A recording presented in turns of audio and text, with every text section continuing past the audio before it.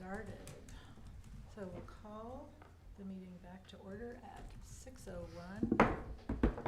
And Joe, you want to report out on Certainly. closed session? So it was a motion by trustee Paoli and seconded by trustee Schneider and approved by a vote of 4 ayes, no noes, and 1 absent to approve the stipulated expulsion agreement for student 23-04. No other reportable action was taken. Okay, thank you. And do we have anything we need to move, change, or comment on the agenda? I do not believe so. Okay, may I have a motion I move to approve the agenda. and a second? Second. And all in favor? Yes. Yes. Opposed? Motion carried. Okay, do we have any public comment on non-agenda items? We do, and I apologize earlier, I told you that there weren't any additional ones, but I'd forgotten we got a couple of emails, so I was gonna read over those as well. Okay, So we got from Peggy Brown on May 21st. oh, wait, I'm sorry. I should read this first. Oh, I'm sorry. Yep, I'm sure. sorry, I just was holding it going, okay. All right, sorry. In-person disclosures. Individuals may address the board on agenda and non-agenda items during public comment and/or at the time they are under consideration by completing the speaker form provided on the table at the entrance and submitting to Renee Holes, our administrative assistant.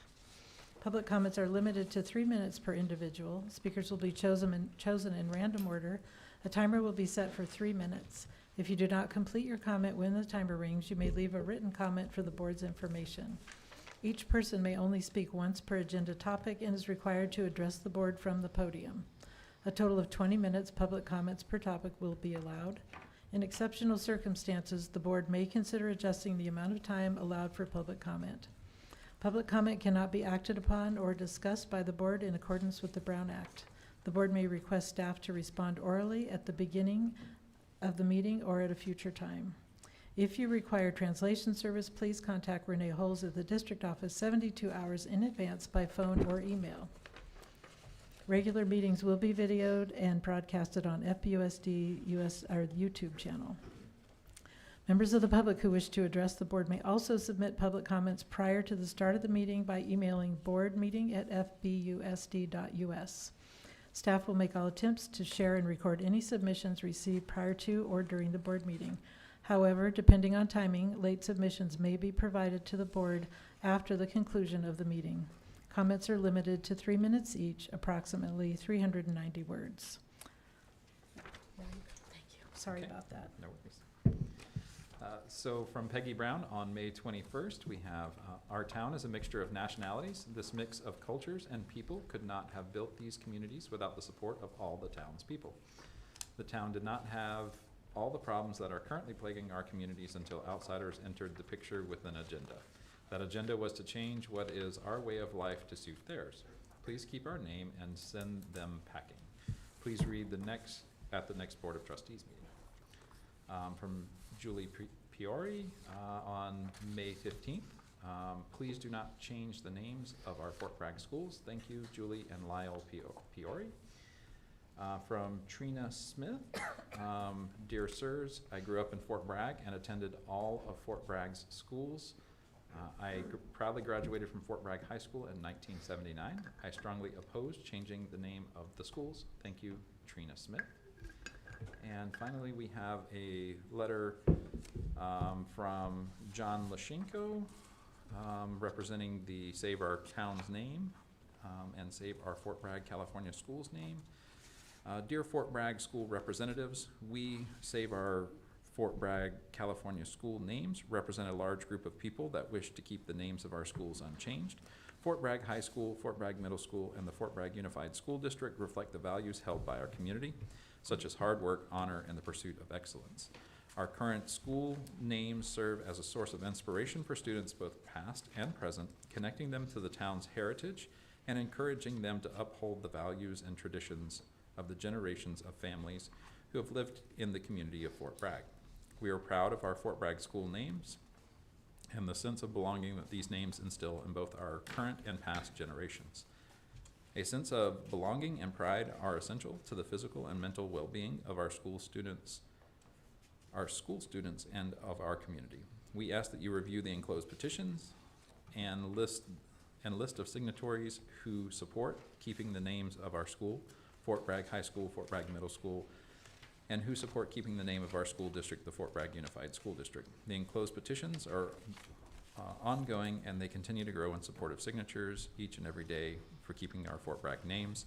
The keeping of the Fort Bragg names is very important to all of us who treasure Fort Bragg history and our Fort Bragg heritage.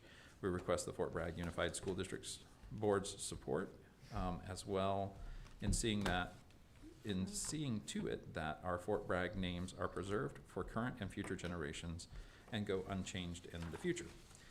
Please make this letter and the enclosed signed petitions for keeping the name of our school's Fort Bragg School's name a matter of school record, and have this letter read before the FBUSD Board of Trustees meeting. Sincerely, Janish Lashenko. Alrighty, thank you. Okay, moving on to patriotic exercise, and that's me this month. So, yesterday was Flag Day.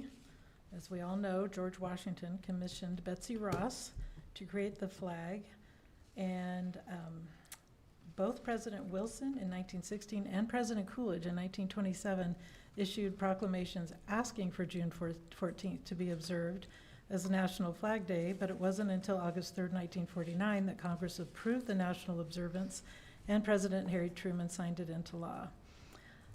There have been 27 official versions of the flag so far. Stars have been added to it as states have entered the Union, and the current version dates to July 4th, 1960, when Hawaii became the 50th state. And I thought it was good to talk about our flag because our flag does represent every single person in this country, no matter what. So do we have a flag here that we can pledge allegiance to? We do not. Change of venue, unfortunately. Okay. Well, this is going to be the first time I was going to say, let's pledge allegiance, but we don't have a flag to do that to. But what's that? You can run? Over there. Okay, let's do it. Seems appropriate for Flag Day.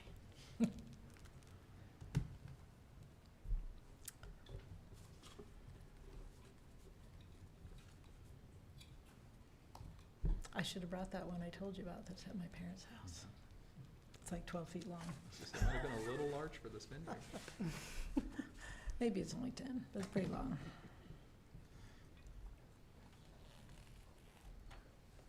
Thank you, Frey. You want to hold it up for us? Thank you. Okay, if you could join me. Must be great. You're awesome. So, I pledge allegiance to the flag of the United States of America and to the republic for which it stands, one nation, under God, indivisible, with liberty and justice for all.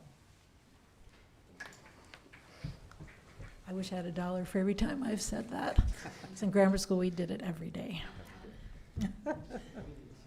Okay, we'll move on to item 5, acknowledgements.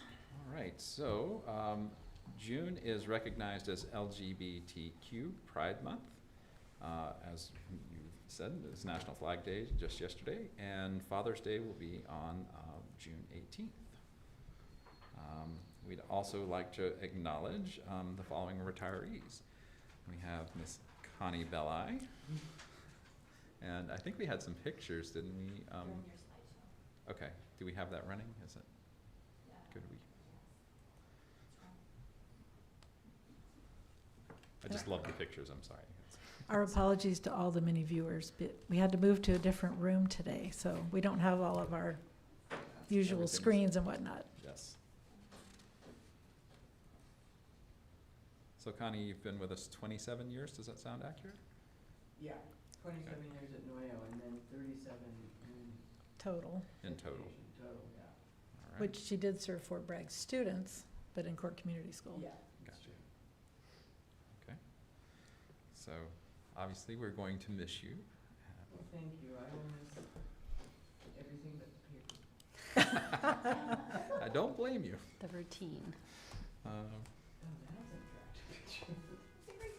Yeah. Uh-oh, that's not, is that yours? That sounds like a Go Dodge? make sure. Oh, Sounds like a Dodge. see, school's out and this is what Okay. happens. And then we know our own cars' Is it little mine? noises. No, it's right. So I just got mine worked on.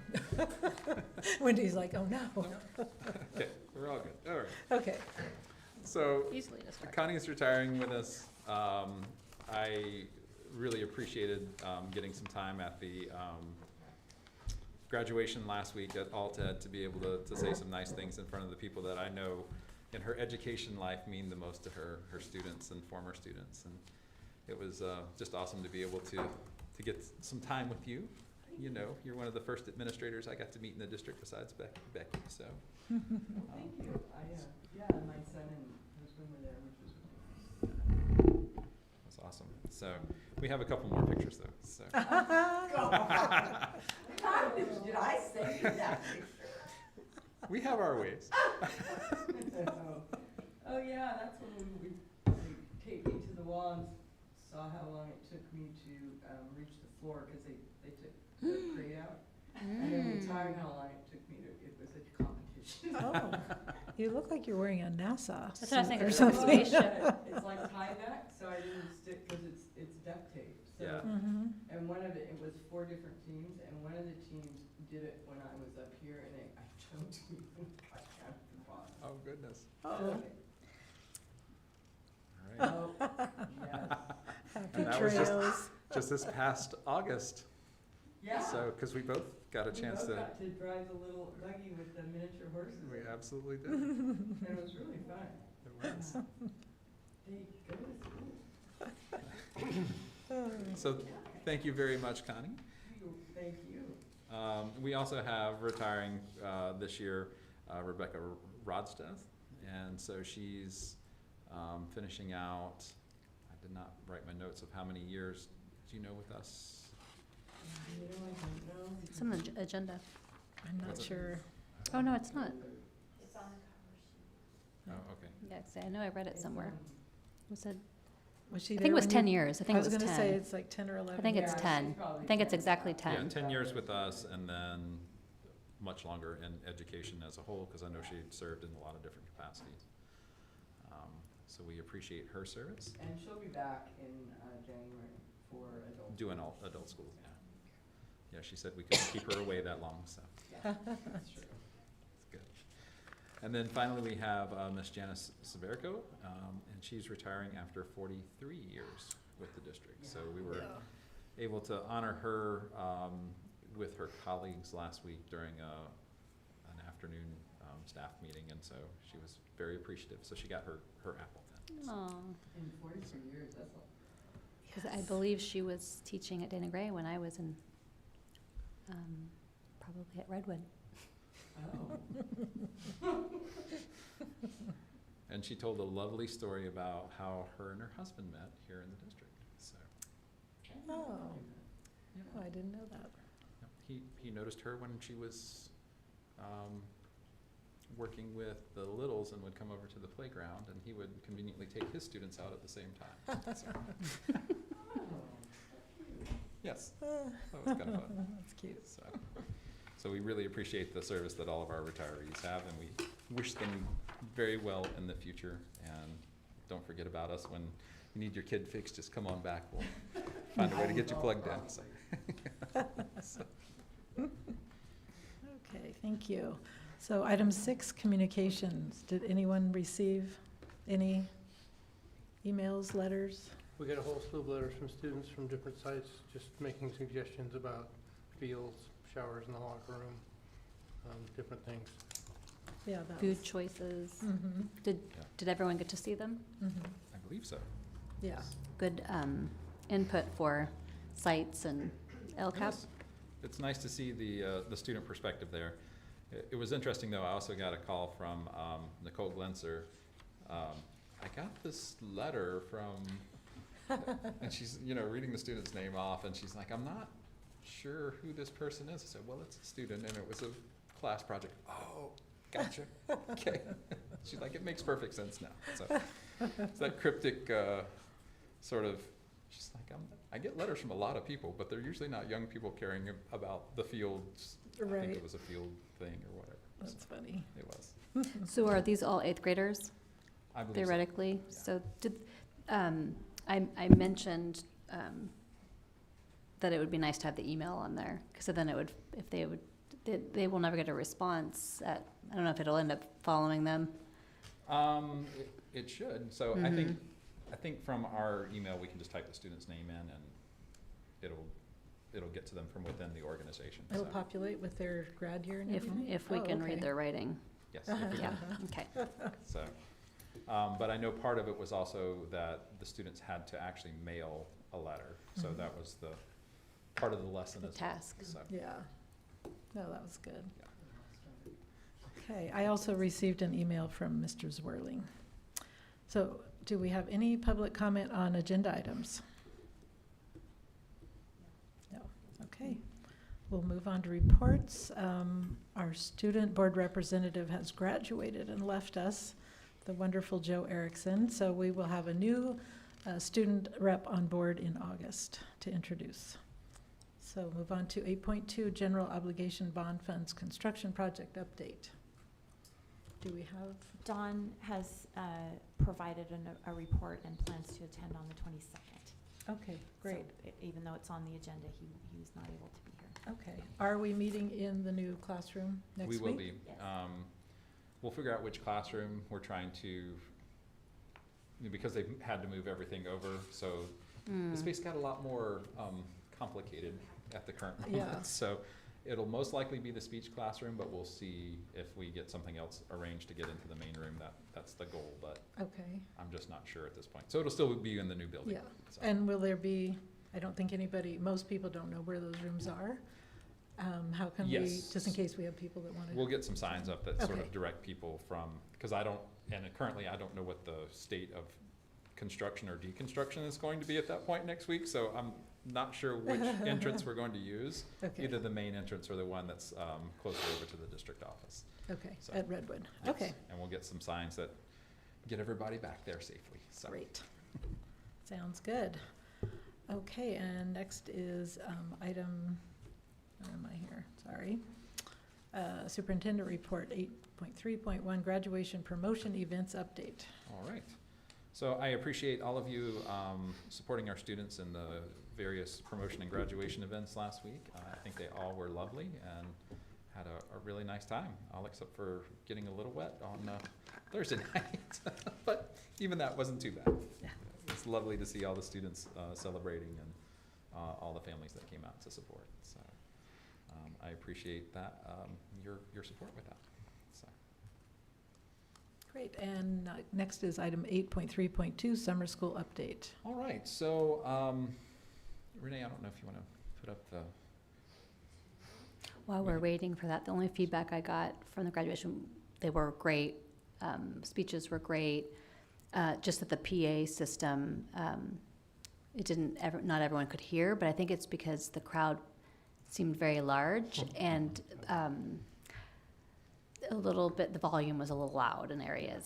So I said, I think the PA system's pretty sufficient for the stadium. It's just a lot of people and, yeah, and the stadium committee has just purchased a new PA system. Oh. They just didn't want to put it in right, before the graduations because they didn't want there to be any problems. right. I So, just, as a, someone that could see the full stadium, there was a lot of movement during the ceremony and Yep. talking while people were talking. So Yes. I think that was the reason. Yeah, I was estimating at least 2,000 people there, so. It was, Really? it was bulging. Yeah. It was a little bit like, So it was great to have that much support, Yep. but we need to, Yeah. All right, so on summer school update, we started yesterday, was our first day, went actually very smoothly. Some of the folks who've done summer school traditionally said it was the smoothest start to summer school that we've had. So that was really, thanks to Carolyn and Kendra for getting all the paperwork and things together, and Erin Loomis for being the administrator there. So that's all going well. The teachers seemed like they were having a good time engaging with students. We have 265 students who are Oh. participating in summer school this year. and 94 staff members supporting them. And that includes bus drivers and our food service and everything. So our Kudos Summer Program will run from July 3rd to July 28th, and they'll support about 100 students during that time. And they'll run after summer school until July 13th, and then they will run the rest of the month a full 9-hour day. So it'll be supportive for our parents who Great. need that level of support. And next year we'll be able to run that concurrently with summer school, so it's not such an awkward thing. Yeah. And this is through Flockworks. This is, yes. And so it's going well so far? They're ready, So they don't start until July 3rd, Right, because we had to wait for the new MOU, but everything is lining up and perfect. everything's fallen into place, and folks seem happy with everything. So. Great. All right, thank you. So item 8.3.3, Redwood Elementary Student Benchmark Data Review. We don't have a podium. It's our podium. Lovely. Thank you, Renee. So, as you read in the board report created by our teachers, students are making progress in both math and English language arts, sometimes slower than others. But there were a couple points that I wanted to highlight with you. Behavior's still a factor in what we're doing. Making sure that we're meeting students' social emotional needs is still a factor. All of our teachers continue having access to our instructional coach and Kelly Smith to make sure that our engagement strategies are top-notch and being utilized with fidelity. Even so, we're working with the littles, and when they are not buying in, it gets a little bit tricky. One of the things that I wanted to highlight is that teachers are noticing that the iReady diagnostic doesn't always show what they're finding to be true about their students. So their unit assessments, their benchmarks, their grade level assessments often indicate that students have a greater degree of mastery of the material than iReady indicates. And so we're trying to get curious about that.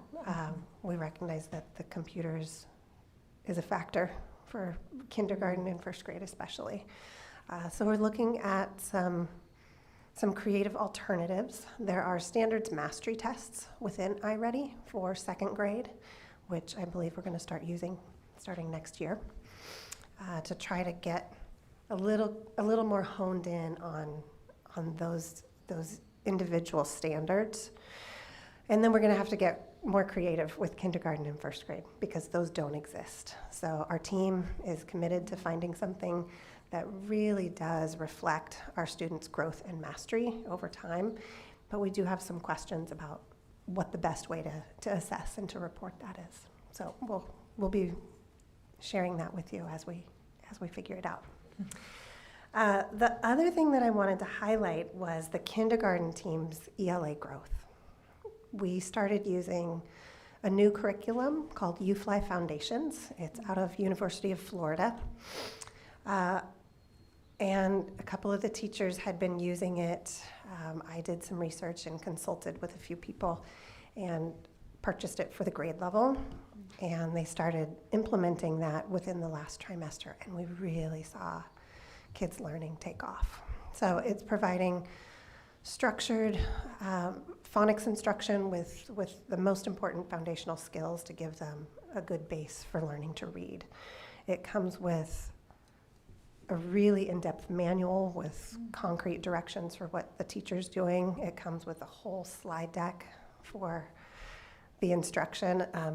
In my next report, I'll show you one of our teachers utilizing it, and it's just been amazing to see the growth in our kindergarten students. The teachers were very generous with me and let me come into their classrooms and see how things are going, and just seeing the growth that I had. And I think I shared that with you a little bit earlier in the year, but looking at the scores at the end, I feel confident that it's really going to help us make the progress that we need to. So that's been purchased for our first grade, our second grade, and our intervention teachers so that we can implement that across the site. Because what we're finding is when kids don't have mastery of letter sounds, they can't attack the word the way that we need them to in order to comprehend and to interweave all of those essential components for reading. So those are two things that I wanted to highlight with you, and happy to answer any questions that you may have. Do you have any questions? That's For- great. Excuse me.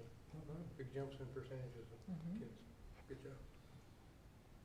And that's what I got from your report, just that what they're seeing in the classroom and hands-on is different than what the iReady is spitting out of the report. So, and I think that's kind of always across the board amongst sites, which is frustrating because everyone's putting in effort, but it's, Right, and we want to use a measure that is predictive of CASP scores, and other sites really, we don't do the CASP, so we don't have that correlation necessarily. But we want to do our part as the feeder school to Dana Gray to make sure that our kids are familiar with the programs, the types of questions. We want to make sure that the rigor is really there. We don't want to dumb anything down, but we want to find ways that genuinely capture the learning that's Right. happening. Are you seeing test anxiety in kids that young? I wouldn't say test anxiety, but definitely some resistance. And the reality is, for some of our kindergartners, that there are kids that are living in the woods and playing catching frogs and climbing trees. So this is their first experience Right. with this type of technology. Most of them are familiar with a device that can be handheld, but this is a learning curve for them as well. so all the kids that would have taken the iReady evaluations, they weren't in COVID time, so they weren't, because I could see some kids showing resistance because that's what they got to do during COVID. Like, this is what you get to do today. And so just saying iReady make them cringe. I think because it's a diagnostic assessment, it's going to bring them to the upper threshold of their capacity. Mhm. So they're going to get some hard questions. it's And when you're challenging. 5 and everything feels hard, knowing that you're going to be faced with questions that make you feel Like you're like not you getting don't it. know what the answer is, I think that's why there is some resistance. So we've done a lot of work with, having those conversations with kids and laying it out there and saying, hey, this is a thing that's going to happen, but it's going to help us teach you the things that you don't know, and it's going to help us be the best teachers that we can be for you. Right. 5-year-olds are about how it feels. Yeah. And then the U-Fly, is that letters stand for anything, or that's just the? University of Florida Literacy, I'm reaching here, initiative? Okay. But University of Florida, okay. I was just Yeah. wondering, that was. Yeah, it's a really strong program, very sturdily based in science of reading. And did you have a question? Yeah, just regards with the behavior issues, you mentioned Kelly Smith and one other resource at the school. Is that enough resources for your staff? I would love at some point to have an assistant for our counselor, because she is literally running sometimes from place to place to try to meet student needs. She's got check and check out in the mornings, and then she's got recess groups, and then, stuff that happens on the fly. So that's something I'd love to consider working toward, whether that's, reallocating the staff that we have or looking at additional. Mhm. But I think that would be a great thing to consider. Okay, thank you. Okay, anyone else? All right, well, thank you very much. Thank you. Have a lovely summer. I'm gonna stay. I'm gonna come back. Oh, Tell you more. oh, you have more, that's right. Okay. I'll retract that till later. Okay. Item 8.3.4, LCAP Local Indicator Priority Report. Okay.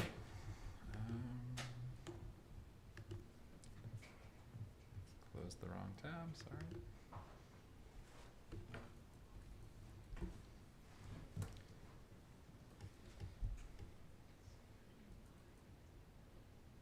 Okay. So the wonderful local indicator report, which is one of the weirdest things. The state doesn't care what we rate ourselves on it. They only care that we do it. Self-reflection. Self-reflection. So it's it's an odd thing in an accountability report that they only care that you did it. They don't really care what the outcome of anything is, or if there's any improvement or any change in it. So it's this weird, it's always made me scratch my head since its inception. So they're based on self-rating scale. So I completed these ratings based on last year's ratings and looking at this year's performance in comparison to that. We have 5 local indicators that are reported for the school district. The process is really meant to promote continuous improvement in the areas identified. I think it's stuff that we already look at. It's just it formalizes that process a bit.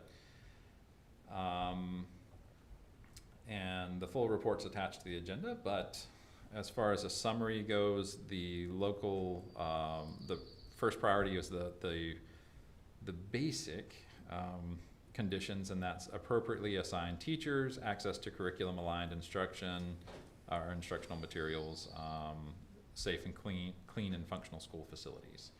And so for that one, we'd say standard met because we filled out that, and I'm reporting to you on that. Priority 2, we have implementation of state standards. We are always working to implement standards-based education materials.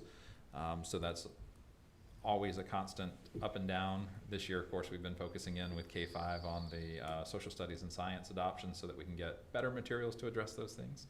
But we are making progress there, so of course, standards met there as well. With parental involvement and family engagement, I think when we look at our survey results and kind of look at some of those areas that are indicative of the climate, we feel that many parents, it's well over 80% felt welcomed at the school. Our staff really feel that they can engage with parents. Parents feel they can engage with staff. But we are looking at some strategies for increasing family engagement.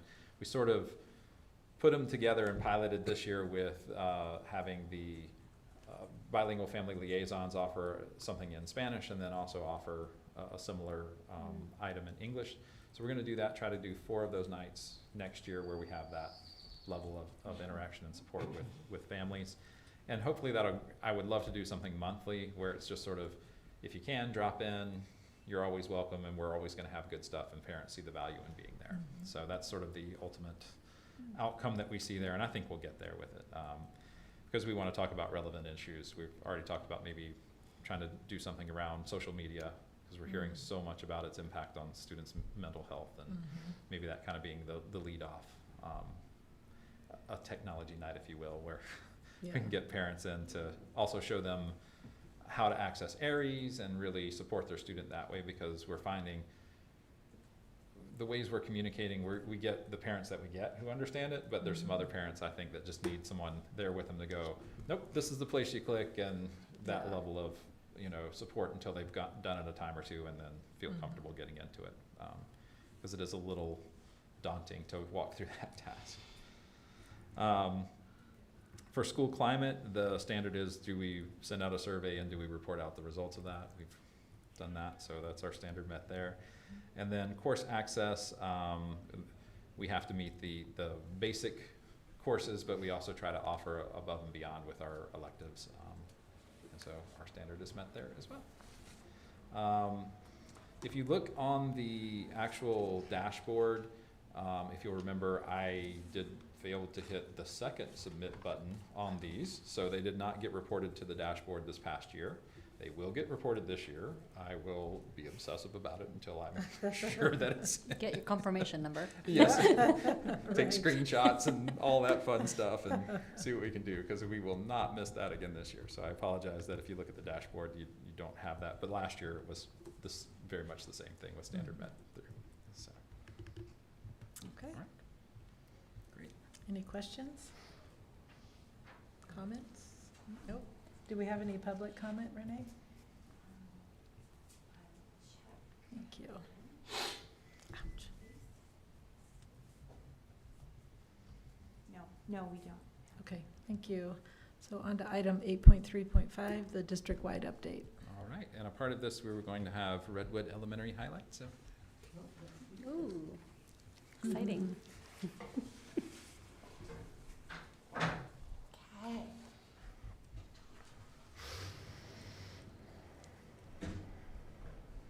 we go.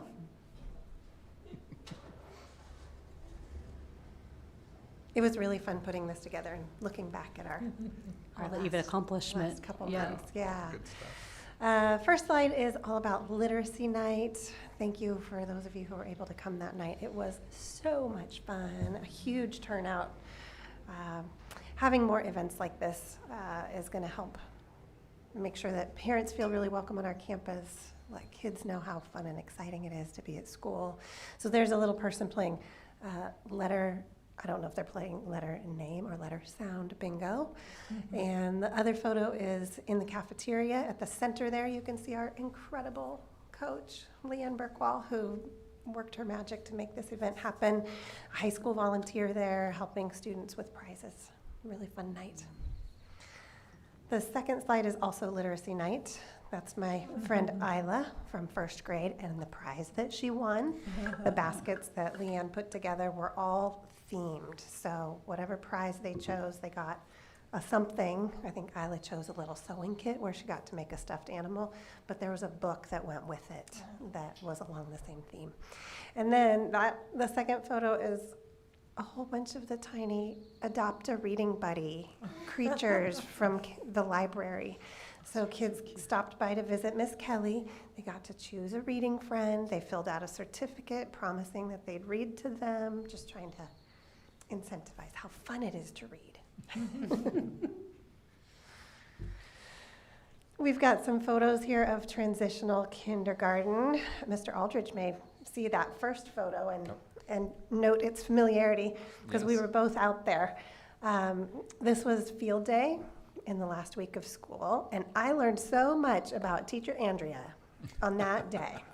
They had stations of activities where the kids went all around and they did, you know, all the things that you do during field day.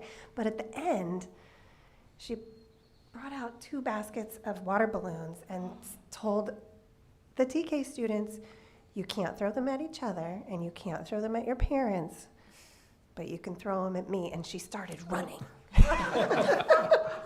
And they went wild. And she just kept running until all the balloons were gone. And then we all did a balloon pickup. It was pretty fun. And then the second photo there is an example from something that was up at Open House, where the TK teacher put the child's name in the center, and then the children dictated things that they enjoyed about that person. So each student came away with one of those. Here we are with kindergarten. So in the first slide, there is the incredible Miss Jody. And it's a little hard to see, but each child has a little animal on their stomach. And she is guiding students through some breathing exercises and watching, I think it's a turtle, watching the turtle rise and fall on their abdomen, slowing their breath, but also guiding them to be really still. Working on mindfulness, self-control. It's pretty amazing. And in the second photo, there is Angie Daniels in her classroom, and she's using some of the materials that go with the U-Fly curriculum. So along the bottom, you see those little white rectangles. Those can actually be dragged up. So she's prompting the kids to blend sounds together. What sound do you hear in the word map? Which letter should I pick? And she can drag it up with her finger, and then you tap and they all go back and you can start again. It's great to have the tech already created for you, because this is something that in the past Angie's created for herself and for her team, but now it's right there, and it's all with the scope and sequence. In first grade, we've got a couple littles that are doing a food tasting aligned with Harvest of the Month. I think Carter's eating a radish, and Yatsiel is having some turnip. The turnips were not popular. I can see that. But it's exciting to see that teachers are taking advantage of that opportunity, and the kids enjoyed that. Really fun. The second photo there is Gina Hurst Roach's first grade class, and she's following through on an activity that was co-taught with our instructional coach about beneath the surface thinking. So teaching our students how to infer. So the activity was they took a picture of something. They had to keep it a secret. They worked in a group, and they drew pictures and wrote about what somebody would see there, hear there, smell there, taste there, and then they had to describe it to other children, and they had to infer what the location was. So that was one of the groups sharing out. Here's second grade. This is the reality of what was happening in that 50 wing. There are some students diligently working on their end of the year animal reports, where they're working on their tech standards, ELA standards, investigating things that they're interested in, learning how to embed videos into a PowerPoint. And also the nice men are outside, and the concrete is getting pumped in, and there's a giant truck out there going, go-goom, go-goom, go-goom, and nobody can really hear. So that's our little juxtaposition in second grade. This is the garden with the amazing Iris. She is sitting with a group of first graders here, and they are learning about fava beans, which are a cover crop that she plants every year. They provide, reintroduce nitrogen into the soil, and the kids learn how to plant the fava beans. They cut the fava beans, but today they were tasting the fava beans. So she taught them how to open the bean, take off its jacket, and then you can eat the tiny bean inside. So it's fun to be there. Here are some photos from open house. There were so many examples of artwork and writing, and we saw frogs and butterflies, all kinds of things. Living in the classroom, chicks. I think we had chicks last year. And then the second photo was a picture of a student's college and career portfolio edition, so what they want to be when they grow up.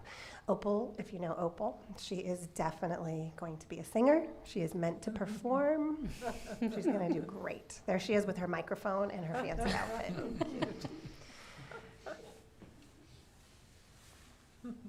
Next up, these are some of the special events that we're lucky enough to have at Redwood. There is, I'm going to space out on her name. With the Audubon Society, they come to Redwood and they take the kids outside with binoculars. They identify birds by sound, by viewing them. They come and work with mostly second, I think, this year, but she may have gotten around to Pam Huntley. She may have gotten around to some first grades as well. And then there's a photo of some second graders out at Point Cabrillo on a wonderfully clear day.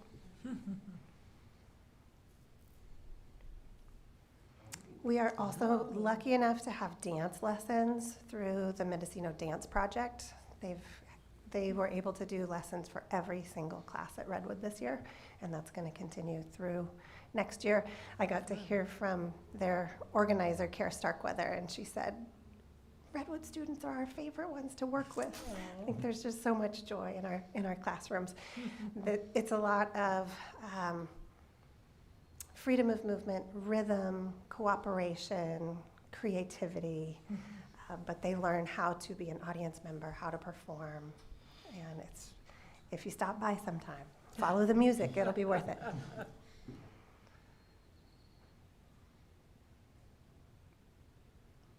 Toward the end of the year, thanks to our Parents Club, we had a drum assembly. This was the first time we'd done something like this, so we didn't really know what to expect. Yes, it was really, really loud. Now we know we have to do a better job of balancing the number of students at each assembly. The kindergarten one was great, and the first and second grade one also happened. But it was really loud. The focus of the assembly was cooperation and teamwork because they were trying to sound good together. So you had to listen and you had to watch and you had to do. And there were, 50 kids at a time with a drumstick in their hand, and nobody got hurt. It was amazing. It was amazing. It was a lot of fun. The kids had a great time. Yeah. Here are a couple shots from our college and career events that we have once a month. On the left, our second grade team came up with a whole rotation with local services. We had the Coast Guard, the fire department, and the second graders went around to different stations. So there's, I think it's Coast Guard. And then there's two young men you might recognize.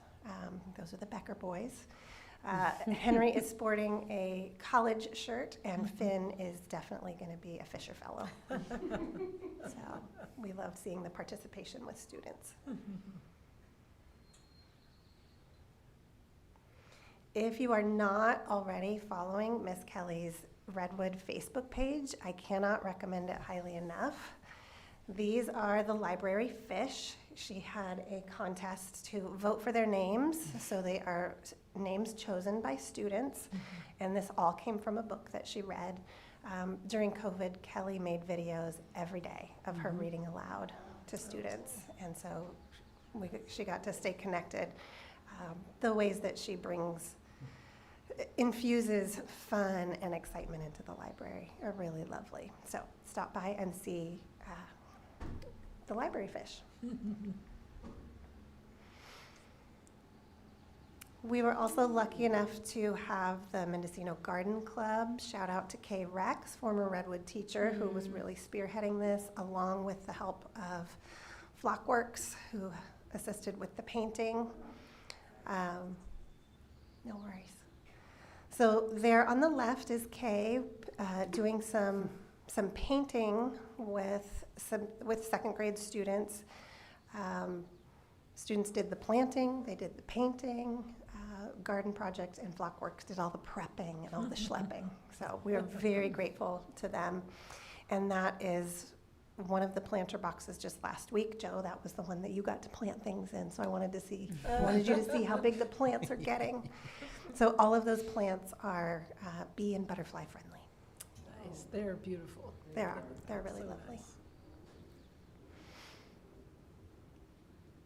And then the last photo is the wonderful Miss Lance. She's going on a leave next year, and we're going to miss her a lot. But this photo really captures the joy of what Redwood teachers bring to the classroom and to the playground. Why Yard not do duty. yard duty and have fun doing it, right? Thank you so much for the chance to share some of our joy with you. Oh, thank you, Lundy. Yes, Yes. I know. Exciting. All righty. Right. We'll move on to approval. Oh, no, excuse me, 8.4. There's more There's district. Oh, a more couple more district, district sorry. things. Oh, we have Sorry, a few more, not a sorry. ton, but What's that? Oh, we didn't have them listed, okay. I did want to highlight that we are running our summer meal program, and that will be running from yesterday until July 13th. Breakfast 8 to 8:30 a.m. and lunch from 11 to 11:45 at Dana Gray. So we've had, I think yesterday there was some confusion with the summer school students going in and eating, not realizing they were going to do breakfast in the classroom a little bit later once they got in. So there might have been some kids who ate a lot of breakfast yesterday, but it's okay. We're always happy to feed kiddos.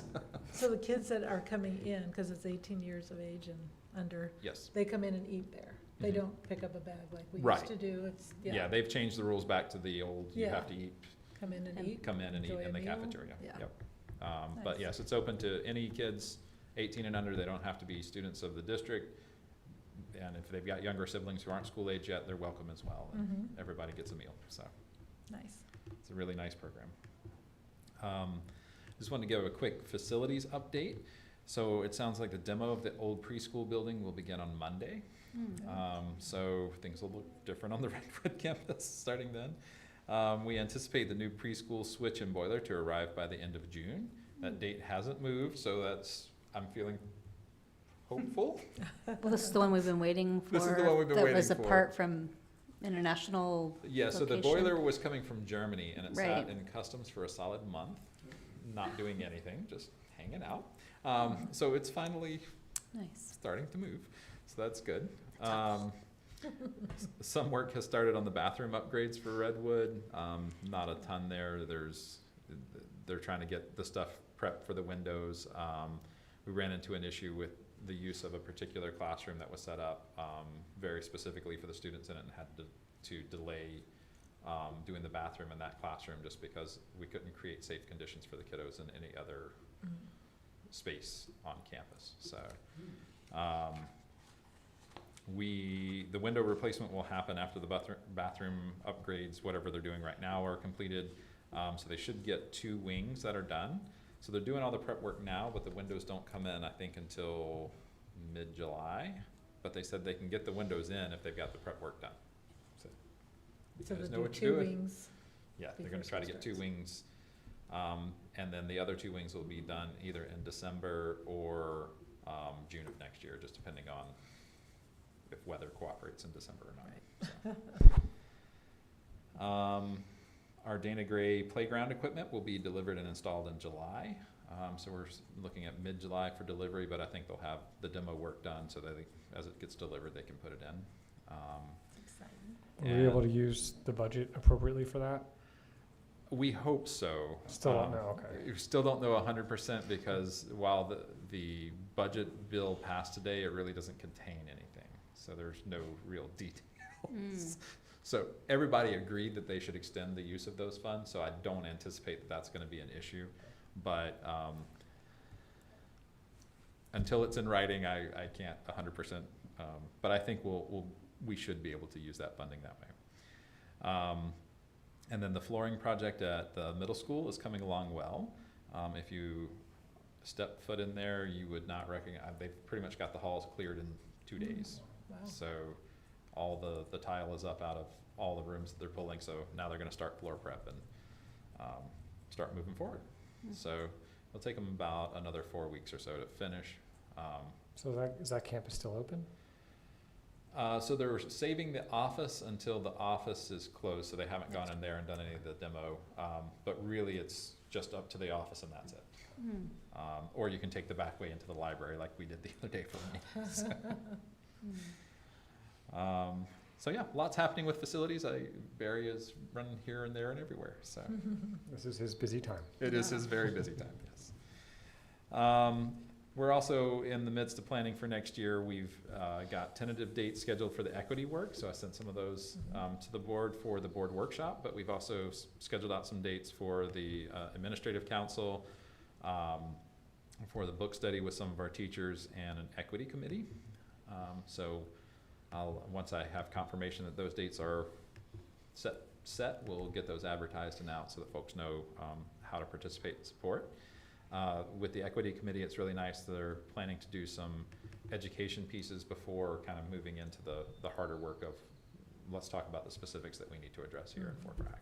So our pre-service schedule is being finalized to ensure teachers have the support necessary to successfully start the school year. So we've got all the big pieces, and now the sites are just going in and figuring out what their site level activities will be for those pre-service days. And we're ready to make a recommendation for adoption of a social studies curriculum, so we've just got to get that going.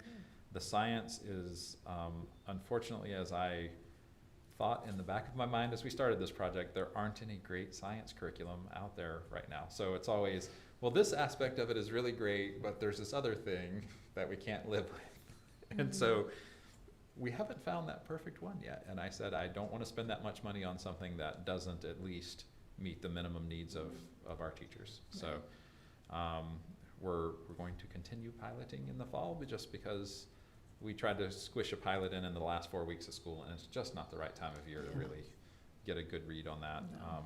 I don't think anybody's brain was really in that spirit of things at that point. So, let's see. And then finally, I just wanted to give a big thank you to everyone who made the end of the year a success. It was so wonderful. It was my favorite time because every time I visited a campus, there was something cool happening that I could be like, oh, I'm going to get over here and play tug of war with the kids, or I'm going to do this, or I'm going to do that. So I know there's tons of hours of work that goes into that, and I just really appreciate everything that folks did for our kids and helping our kids to celebrate their successes. So it was a lot of fun. Just a quick comment on the equity training, and this is more, I've been reading a lot of articles, I don't know how I came upon the first one, that there's a lot of equity training happening out there in school districts and elsewhere that actually do more harm than good. Mhm. And so as you work with Nicole, is that her name? Mhm. Yes.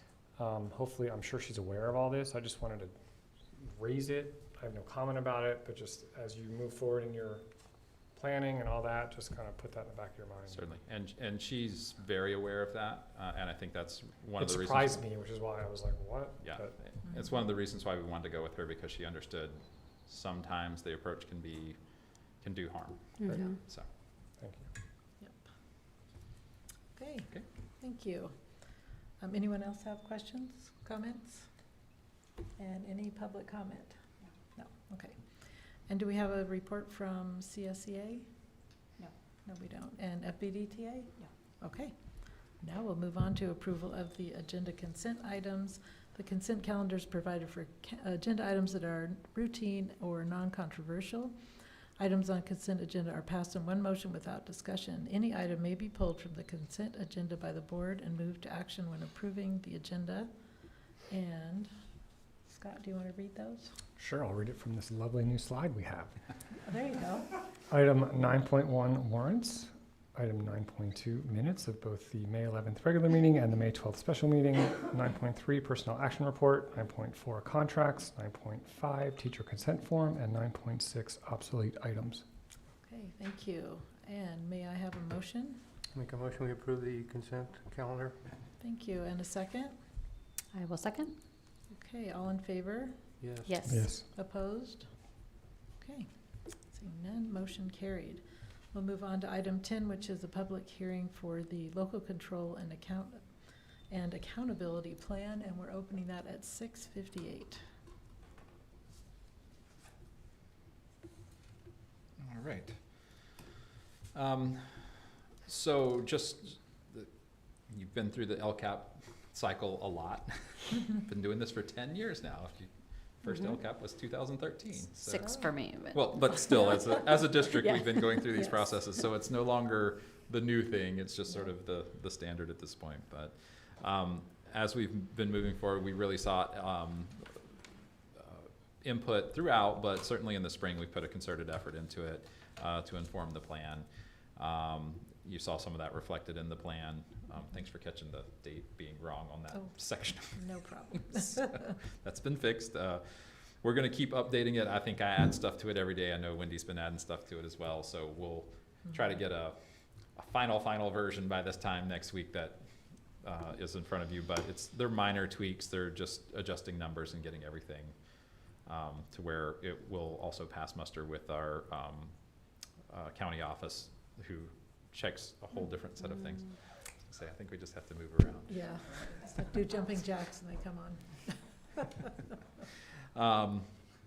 And for anyone in the public who may be watching, if there are any questions, comments, or recommendations about the plan, please contact me. My email address is here. It's on our website. I think I'm pretty easy to find that way. Mhm. And then just to kind of review what's in the LCAP, we've got our current year reporting. We spent 90% of the funds that were allocated in the 22-23 LCAP. The difference between the budget and expenditures reflects just sometimes other funding sources came in after the fact. Some of the things, say like our career and college specialist, it sat vacant for some time. So they're just varied reasons why it didn't quite reach that, but 90% is pretty good from what I've seen. Also, any unspent supplemental and concentration funds carry over into the next fiscal year, so they're not lost for that particular part of the purpose as they move forward. We did complete a vast majority of the actions outlined under each goal. We did not have a social worker on contract with the clinic, so I need to reach out to them and see if that's going to be a possibility moving forward. And some actions had some increased costs while others had reduced costs, so it balanced out. Our parents, community and staff engagement has happened throughout the planning process. As we talked about, we had 8 meetings, 3 surveys, and opportunities at least 2 board meetings, probably more than 2, but I've explicitly called out on the agenda at 2 different board meetings for that. So our updates this year for goal 1 of increasing college and career readiness, the changes, we've added a metric in this area for the AVID class enrollment. We have that information. It seems like so we should do that. We've also procured additional funding to support CTE offerings, which are listed throughout, with the Strong Workforce Program grant. But we also are hoping to expand CTE offerings to include, next year we'll have ag mechanics, ag plant and soil sciences, ag animal science, culinary arts, visual and performing arts. I'm hoping, if I can get the right credential in place, and possibly even business, but I did not check in with Bruce to know whether that conversation worked out the way that we had hoped. So Great. we'll have some offerings that are gonna, staying within our current means, that sort of expand for our students to really help them grow. I'm really excited about the ag mechanics, just because I think it's nice to have someone who's got welding skills there, teaching our kiddos around that, really helping them move forward. So did some amazing things in the short period of time that he worked with them this year. He So, really has. yes, I just, Really impressive. really good stuff. For goal 2, increasing student academic achievement, our changes here, this is probably the goal we had the most changes in. We're adding on an action to, we're going to begin planning a dual language immersion program to be implemented in 24-25. So Carolyn is working with that piece to make sure there's a lot of support for students really getting to, by the time they're in the 4th or 5th grade is when it really clicks, and their literacy skills, they're biliterate at that point. And so they could pass the test in either of them.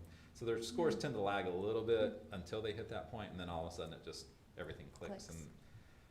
And I'm like, what a gift to be bilingual, biliterate yeah. for throughout For your life. life. So I'm That's excited great. to get that program off the ground and moving forward, and building community that way.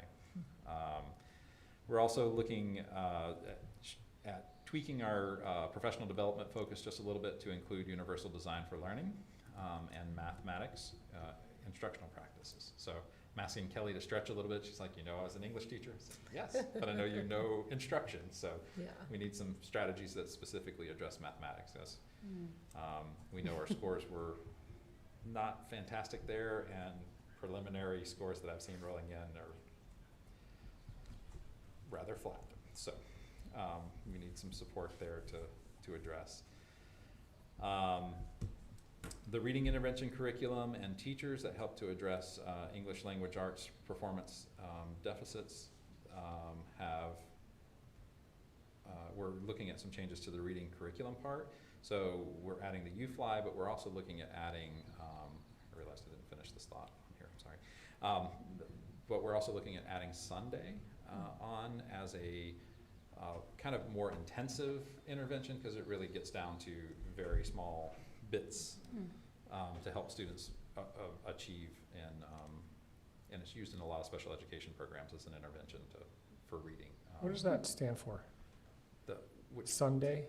Sunday that's just the name of the system. It's, Interesting. yeah. I was It's, trying to find it. And it's S-O-N. it's S-O-N, yeah. I thought it was a Not, typo not at like first. I'm Sunday. Yeah. Yeah, so it's a little different. All right, and we're hoping that the professional development and universal design for learning will really increase engagement for our students with disabilities, because it sort of shifts the paradigm to say, here we go, let's represent this learning in the way that you're most comfortable doing it. If you're not judging writing, then there's no reason that it has to be a written product, that kind of thing. So it's got a lot of research behind it that says that it's very effective in that. So in goal 3, we're hoping to improve school culture, and our changes to goal 3 that will pursue an additional the addition of the social worker in partnership with Mendocino Coast Clinics. If we can't make it happen that way, then I'm hoping that through our community schools grant, that'll be something that we can add on. So Oh, good. we'll get there one way or the other. If it doesn't happen next year, we'll be a year out and have hopefully a source that can support that. We'll be providing professional development for culturally responsive teaching practices, as well as an additional support for equity and culturally responsive leadership with our Board of Trustees, district and site administration, and again, we'll have some community involvement there too. Our district will explicitly facilitate the SART, which is the School Attendance Review Team, and the SARB, the School Attendance Review Board. So SART would be the site level team, and the SARB would be the district level team, to help with the chronic absenteeism. It's continuing to be a concern for us. So we were looking at numbers, and we had a slight decrease from last year, but it's still not enough. We're still in the high 20s, low 30s percent of students who were chronically absent. But we had a hard time, especially I know at Redwood, with just so many kiddos catching RSV and just Yeah. well, Illness. all of the illnesses that just sort of cycled through this year.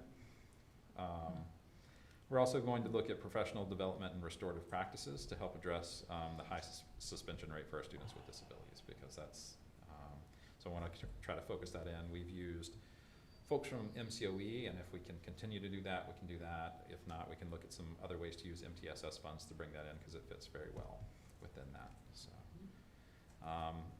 and then in addition to these goal updates, we're also expanding access to our after-school program through the ELOP, which I know that you all know, but I just wanted to add in there to keep reminding the public that we've got some really great things, I think, that are going to be happening in the future years with that.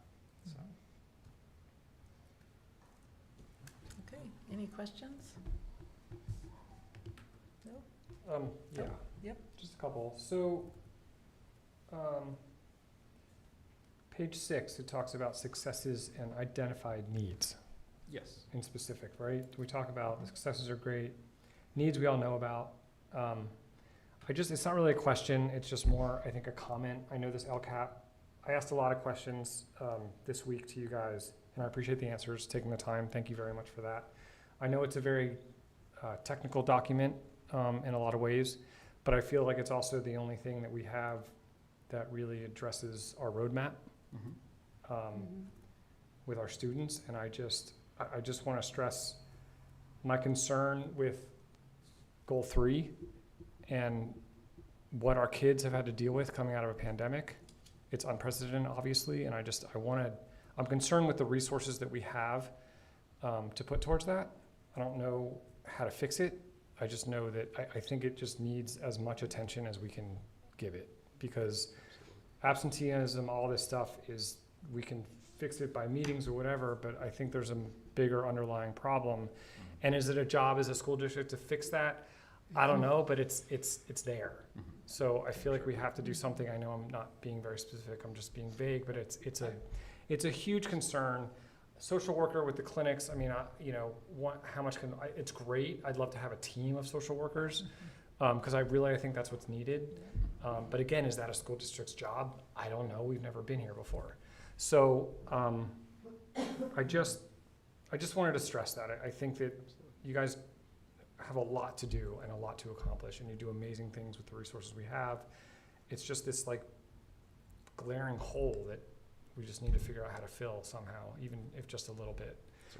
Specifically, I had a couple clarifying questions because I don't understand something in here. So 3, I don't mean to be, this is my time to ask, right? So goal 3, if you look at page 36 of 79 and 37 of 79, we have, and again, I'm focusing on the same thing, we have SEL, which is capitalized, so it must be something.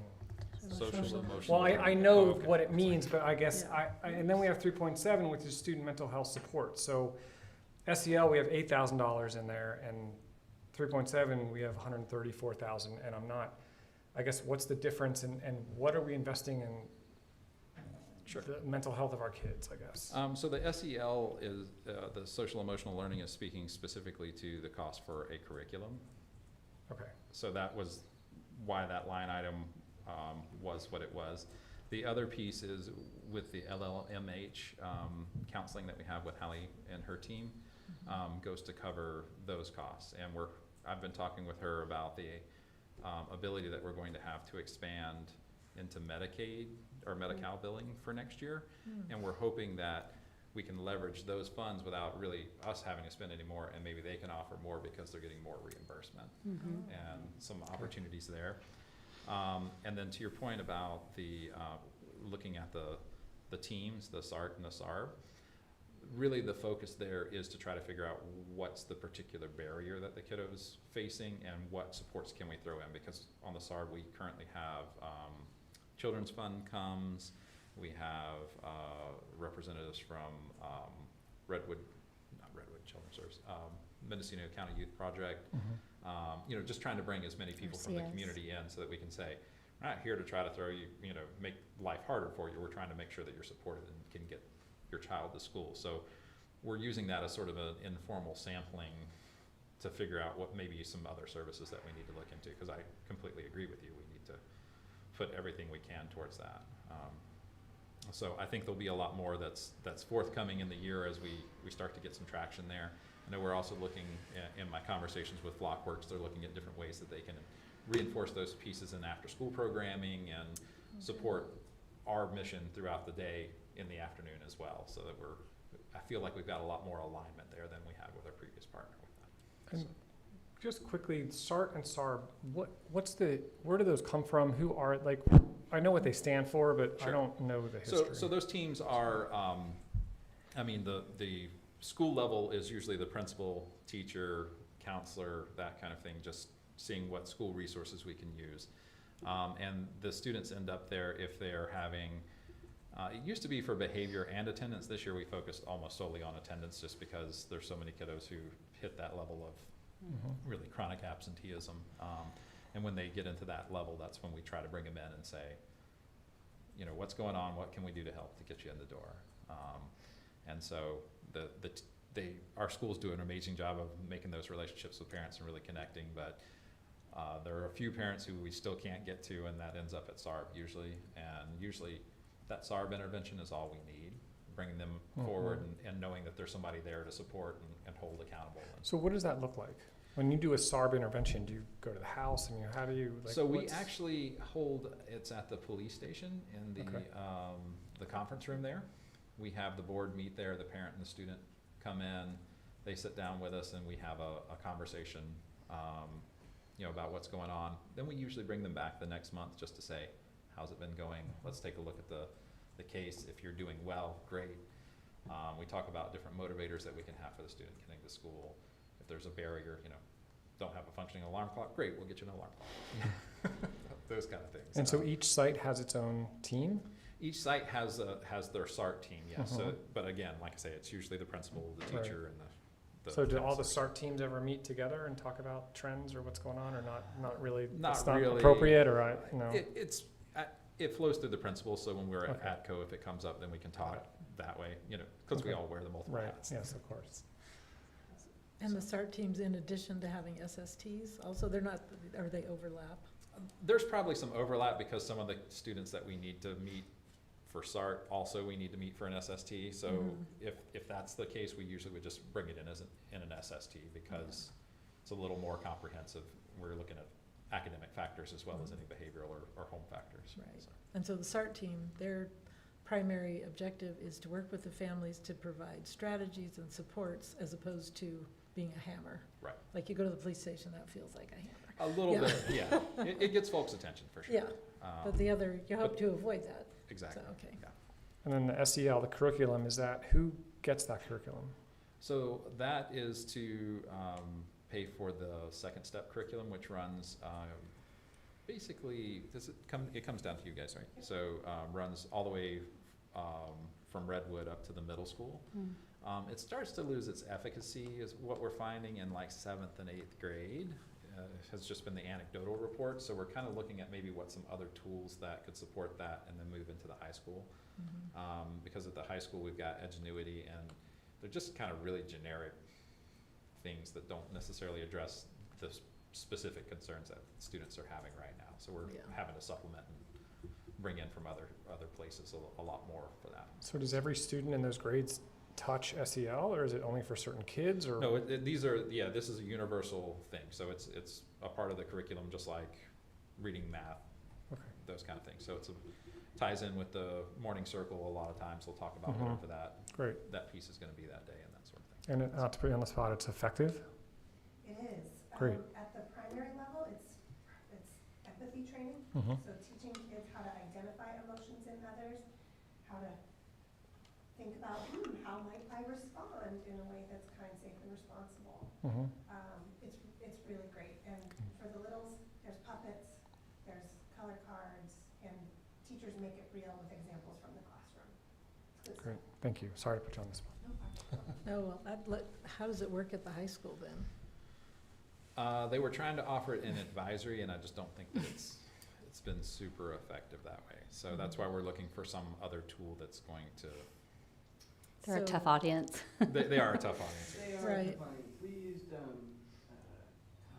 we just invested in a curriculum that the counselor, Catherine, really likes. And right now I can't remember the name of it, but a lot of SEL with our kids, is done in morning circles and weekly circles and just like, when they come in the office and talk and what's going on. I mean, it's a lot more informal, except for our circles, but it's a lot more of, for us at least, shoring up the kids and being there and listening every time that they're, having a hard time. And directing them to the right person to come up with some strategies to how to work with things. They have a lot more, they're not as easily, a package thing doesn't work for them. Mhm. And for some of them, they have so much trauma that it's, really it takes a village. I mean, it takes everybody together to be, there and be willing to stand by. So it seems like, not that I'm an expert, the regular high school would be kind of a balance between this SEL and what, we can't do that extent to every high schooler, but it seems like some personalized something. But what we're hearing from both these principals is circles. That seems to be Yeah. the Effective. place where that sort of thing, building trust and getting comfortable with sharing how you're feeling is huge. I think it's huge because it builds relationships, and I think that that's what we found is the thing that will help kids, no matter what, is the relationships with the adults, the other kids, but also the adults, that they're in the room with. And Mhm. so circles, we found, and I think it's true, that that's built the relationship in the community. Right, so start having circles in high school. Well, that's what I'm thinking, yeah. We need some training for the staff to be doing that, because, Well, and it's tricky with the older kids, I think, because if they do have a bunch of trauma, they don't really want to have that role playing was like with the packages, the curriculum. It's too painful. There's not usually. That's where it's almost like, focusing on learning sometimes is the best in other areas, and then building the relationships through those projects, and then being able to have kids referred out because I'm sorry. yeah. No. But, found lots of opinions about this. I think it's easier for us to do circles because we're smaller. I think when you Mhm. have 6 different teachers and they're all trying to coordinate doing circles, I think that becomes harder Mhm. to spread, But I do think it's not just role playing. I think you're right. You have to get, to know your kids. But we do circles once a week with our counselor, but also every morning, every teacher does an opening circle with the students to gauge how you're doing, how was your weekend, or how was your, what's going on, thumbs up, thumbs down, to gauge what's going on. and advisory is a great place Yeah. to do yeah, circles. Yeah. As opposed to, I didn't know about the role play thing, but, yeah. And, yeah, not a fan of that. Yeah, no, I Kids, wouldn't. It's a older hard kids. situation in Yeah, a that's classroom to do that, yeah. Yeah, Or the videos sometimes are speaking to issues that nobody wants to experience. right, Yeah.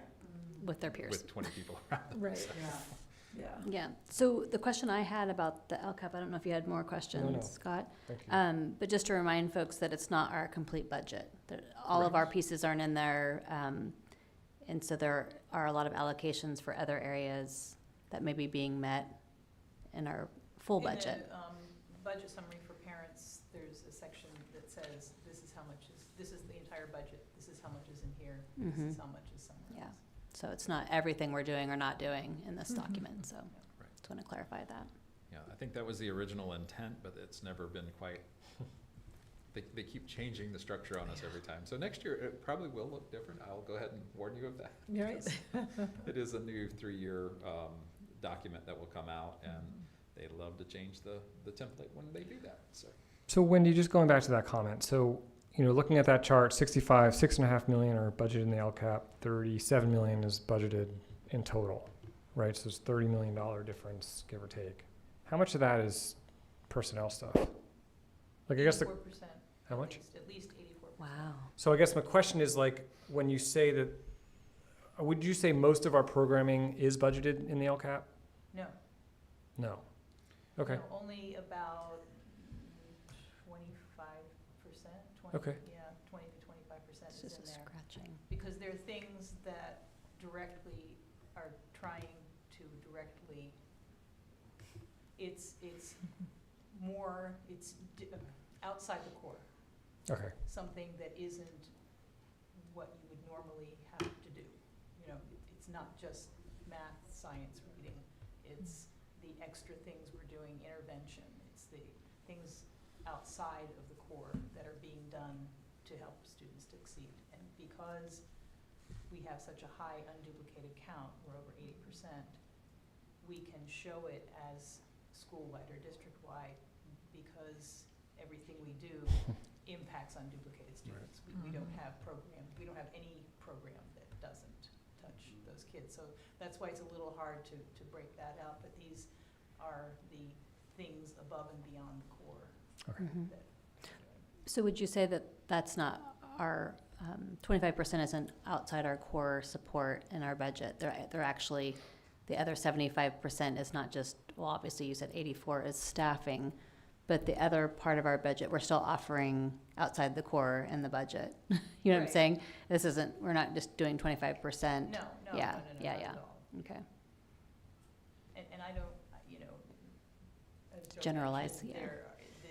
this format has changed every 3 years since they started it. And, they're trying, I think they're overreaching in what they're trying to accomplish with a single document. To be honest, having done this since its inception. So I'm hoping they will rethink it in a way that becomes something more meaningful and less of an exercise, to be perfectly honest. I mean, yeah, anyway. Makes sense. Okay, anything else? And Renee, any public comment? Okay, so we'll close the hearing at 7:24 and move into public hearing for 2023-24 preliminary budget. We'll open that at 7:24. And I will defer to Wendy. So I'm not used to this new slideshow thing. I will start using that and putting things in there. As it started, I thought, I could have done that. I could put something in there, but I wasn't. You've got numbers to worry about. Well, no, I wasn't up to speed with that. This was something we were going to do for every item, so I apologize for not having something ready there. And I also appreciate your indulgence at the beginning of the week when I had gotten the thing put together, and then it was bothering me all weekend. There's something not right here, something not right here, something, and finally Monday afternoon I figured out what it was. So the numbers you have now are much closer to correct, and because budgets are what they are, it's already different. So you'll get something that's a little more tweaked next week. And some of that comes from, even the numbers in the LCAP are gonna change because I can hear the feedback. Because there were some expenditures that we weren't certain were gonna happen. So, the amount we've spent this year is already gonna be more for the final document than it is in the document you had. And so that's where that is. And the budget you have, one of the forms I gave you was something that gives you a little more information than you're used to having, which raised some questions. For instance, the 8,900 object showing negative revenue. And what that represents is the contributions that are going from the unrestricted side to the restricted side. I tried to make that clear and put contributions there, but it's, when you're looking at something that's a little different, it's always difficult. But you can see that we are definitely deficit spending for the next 3 years, and we're going to be fine because we reserves that we are not touching for the next 3 years at least, and hopefully we won't need to beyond that. But if there, like I said in the little narrative, there's, the general consensus is kind of a coin flip as to whether or not we'll have a recession. And then there's another coin flip as to whether it'll be a mild or severe recession. So all of those things are kind of hanging out there and looming, and that's why we have so many of these new one-time categoricals that the state is funding for now, because they're also looking and saying, well, we don't want to put this out there ongoing, because if something happens, then we want to be able to pull that back. So that's not entirely unexpected, but it does make, it does tie our hands a little bit on some of these resources, because they are one time and they are restricted. So their specific purpose, and when they came up with the local control funding formula, it was based on the idea that local school boards best know how to spend the money for their districts, instead of having the 27 categoricals that we had that ended up rolled into that, and that were all designated for a certain purpose. And you know, what fits LA Unified doesn't fit Fort Bragg Unified. So the local control funding formula was a lovely way to do that. You know, it took all of those things and rolled it into there as the base. And now we're getting back again to these categoricals. And sometimes when you are given a pot of money for a particular purpose, you as a board might not see that as the greatest priority or need for your district. We could have taken that money and done something else with it that would make much bigger difference here. But this is what we have. So there are at least 16 of those now that we didn't have last year. And so that's why our budget is kind of gooey, because, you know, as we go along, we think, well, let's, you know, okay, here's a plan for this now. So we are starting to see the budget level out a little bit, in that we have a better idea of what the ELOP is going to look like. So we're starting, you see those things budgeting out. We are coming to the end of the coronavirus relief funds. So those funds ending up in ending fund balance and then showing up in next year as deferred revenue, and then showing, you know, going away, you know, that's going to come to an end next year. We'll have one more year of that, because we will spend it, but we don't know exactly when we will. But, you know, it could end up being after June 30th next year, so we may end up seeing that little cycle happen again. So, you know, we're getting closer to leveling things out, and so hopefully we'll be, you know, and who knows what's going on with the state. One of the big surprises was that everybody said there's no way they're going to maintain an 8.13% COLA. Well, they did us one better and went to an 8.22% COLA. So there was a little bump there on what we had originally budgeted in next year's, in the 3-year. But then the out years drop off to 3.49 and 3.29. So those revenues are, you know, gonna definitely slow down in the increase. Our enrollment is, and ADA are kind of funny. You probably have seen different numbers in different places. Wait a minute, this over here said this for this year, and this over here said that for this year. And that's because we have our actual ADA, and then we have our funded ADA. So our the funded ADA is a rolling 3-year average, and with a weird little held harmless quirk in there that has helped us a little bit. So in our out years, we did see a little bit of an influx of students this year, about 30 from that new housing development. So if all of those people stay, we do have a large class going out, I think, next year, or no, this year. We had a large graduating class, and then, so those things impact our enrollment in ADA too, the numbers of students. Kindergarten and TK are always a, you know, number when you're trying to plan for next year. Until we see the whites of their eyes, we don't know what we're gonna have.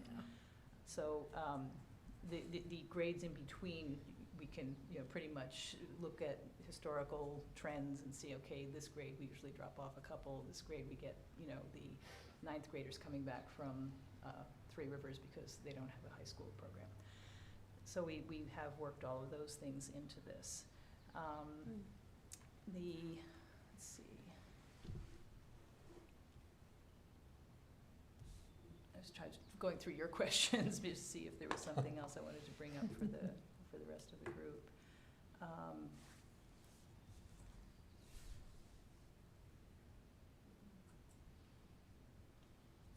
Yeah, so like I said, we are not going into the reserves at all, and it's actually sitting at about close to 10%. So that's why for the out years, I'm not showing any contribution to or transfer into that right now, because we'll be able to, it'll be a while before 9% exceeds what we have in there. So were there any specific questions or other areas you wanted to look at? Can I just ask generally about your summary is awesome, by the way. I think it's so helpful. Thank you so much. The chart, in a nutshell, here's what the budget looks like. Revenues, first line, it's pretty clear, right? Money coming in. Expenditures and transfers, pretty clear, right? What we're gonna spend. Net increase, the difference between the two. Obviously this year, I assume most of that are COVID funds, the 4.6 million. Some is COVID, some is unspent ELOP, Okay. some is this learning recovery emergency block grant thing that we're probably going to actually have to give some of that back. But we hadn't started relying on that yet. And there was one other one that I can't remember what it was, but, the art and music, yeah. Instructional That, materials. again, there's some uncertainty as to how much it's really going to be, so we hadn't really started using that. So that's why the net increase for 22-23 is higher. Okay. And then in layman's terms, beginning total fund balance, So that's the leftover. all funds, everything. Yeah, that's what we started with, was 9 million. Right, and we're gonna end up with 14 because of all this Right. leftover stuff. But we may have to give some of it back, but not much, Right. if anything. And then the out years, you can see, goes down to 12, and then 9 9, and then and then 6. 6. But that's not including, so that has nothing to do with reserves, Nope, those numbers. nope. That is strictly operating ins and outs. And then restricted assigned, So anything that is a restricted resource, all of the federal dollars, all of the ELOP, all of the titles, Title I, those kinds of funds are all restricted. And so if there's any of that left over, and there is a lot of coronavirus relief money, the ARP funds, American Relief Plan money, that is, we're carrying over because that's the window project that we've been carrying that over for a couple of years now. so that restricted assigned number, we have no control, no nothing over Well, that number. there's a small part of that is assigned, and so that's our leftover supplemental concentration, Okay. the unrestricted things. Okay. There's not a whole lot of that. The unrestricted and what else was in there? There's usually some leftover unrestricted lottery money in there too. So we always have a little bit of that carried over. So those are assigned because, well, the supplemental concentration, now we have to.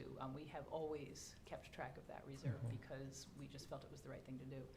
But the other ones, like the unrestricted lottery, some of the sites haven't spent all of theirs, and so we hold that out as assigned so that it's not available to do whatever we want with anymore. So that's also in there, but that's the supplemental concentration is about 2.5 million, and then the other was about 128,000. So And the then rest of that is restricted. Okay, and then available fund balance, That's what hasn't got any tags on it yet, but not our reserves. but not our reserves. No. There are other documents that will be in the final packet where you'll see a calculation that includes that reserve and shows that we are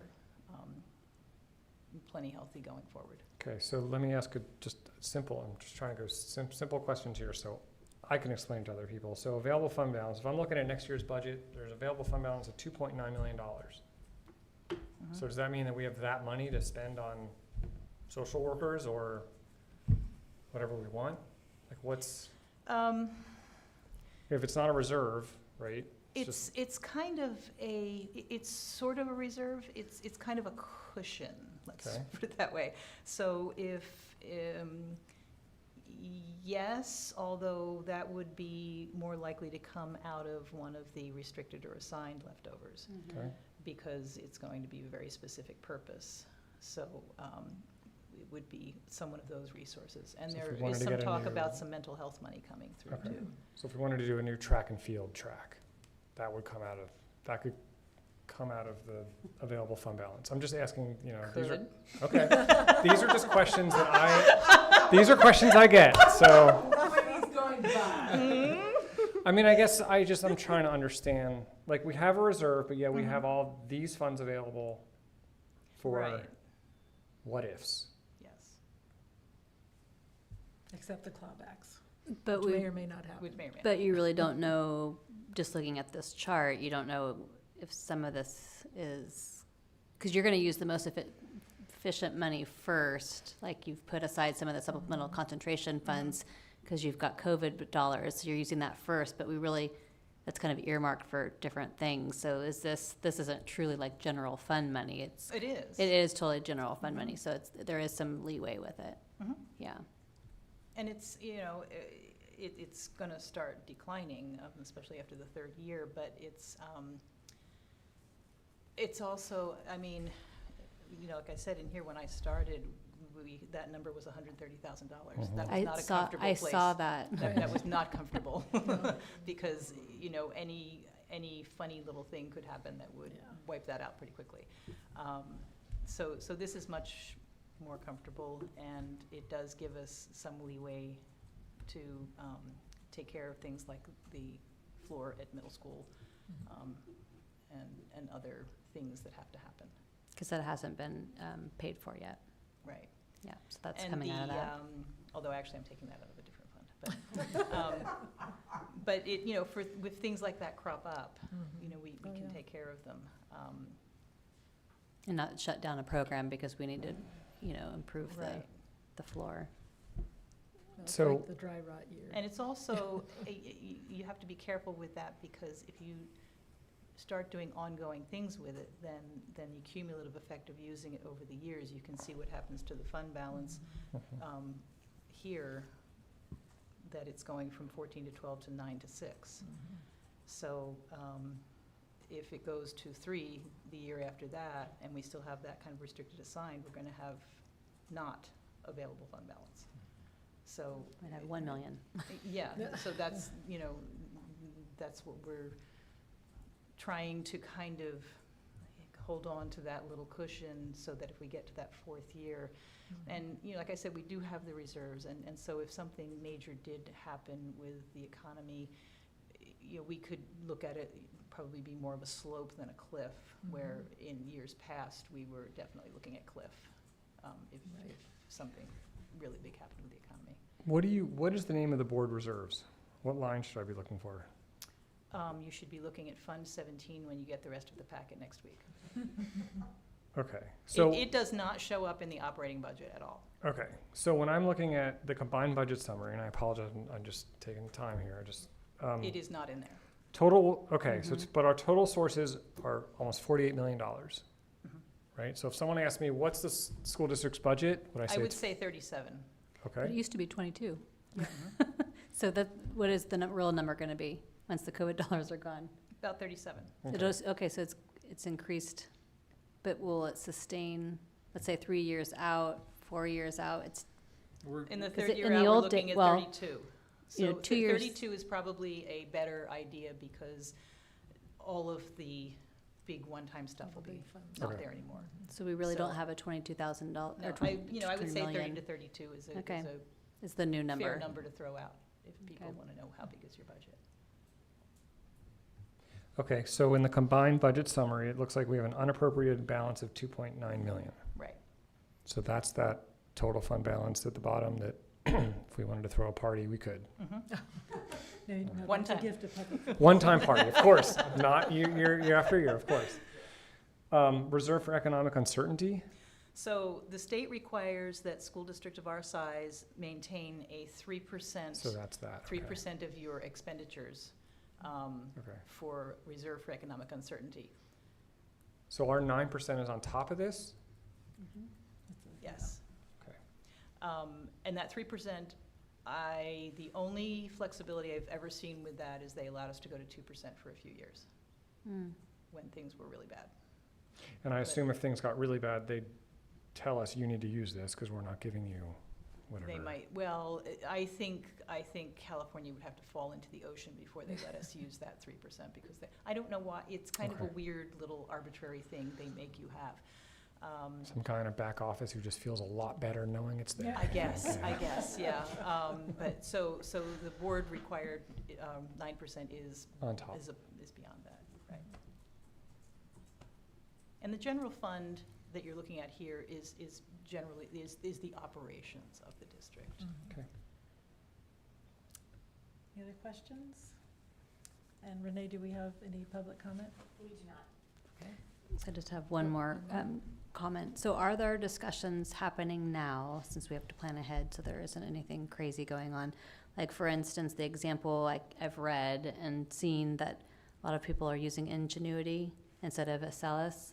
So is that something that has a subscription behind it that will save us dollars and we can earmark something else? Or like those things happening now on the sites and staff and Yes, yeah, that we're we'll be starting able to those. kind of clean, although I thought we'd clean the fat in areas, you know, the little things that weren't as efficient or effective that, Yes, and next year is sort of the last year of a lot of the subscriptions and things like that were purchased with coronavirus money, so it's sort of coming down to, was that effective or was it not? okay, If it was effective, okay, we'll try to find a place to make it work.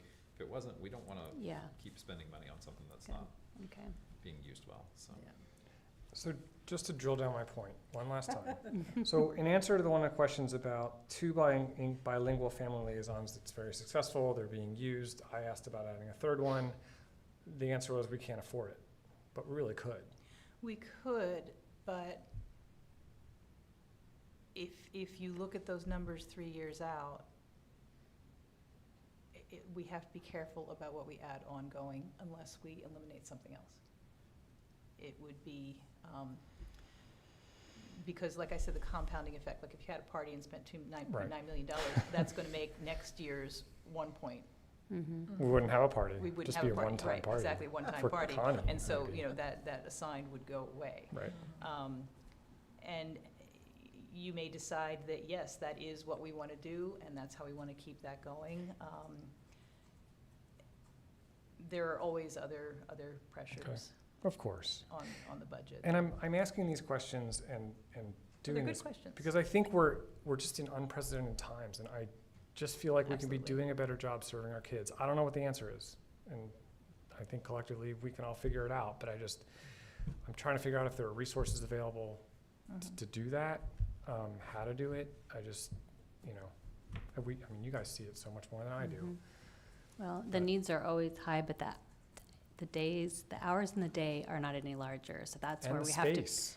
to be Physical space, balanced too. with what we're doing and focusing on what we're supposed to be doing, because I know there's a lot of services that are needed, but our staff is outside of their Mhm. scope, along with, there's only so many hours in the day, so I don't want to burden the school day. And there's so many of these things, you know, that are unprecedented that it's really hard to get a concrete measure on, you know.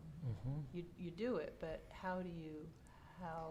oh, it feels better. Well, you know, and maybe that's as good as we get, is it feels better, but it's so Unmeasurable. hard to quantify, you know, if, is something really being effective or not. And I guess as a school board member, I see it as if kids are able to focus better in school and do kind of, I don't know if the testing is the right testing or the wrong testing, whatever it is, if they're able to kind of stay focused and show up and have clean clothes and be fed, then at least, something's happening.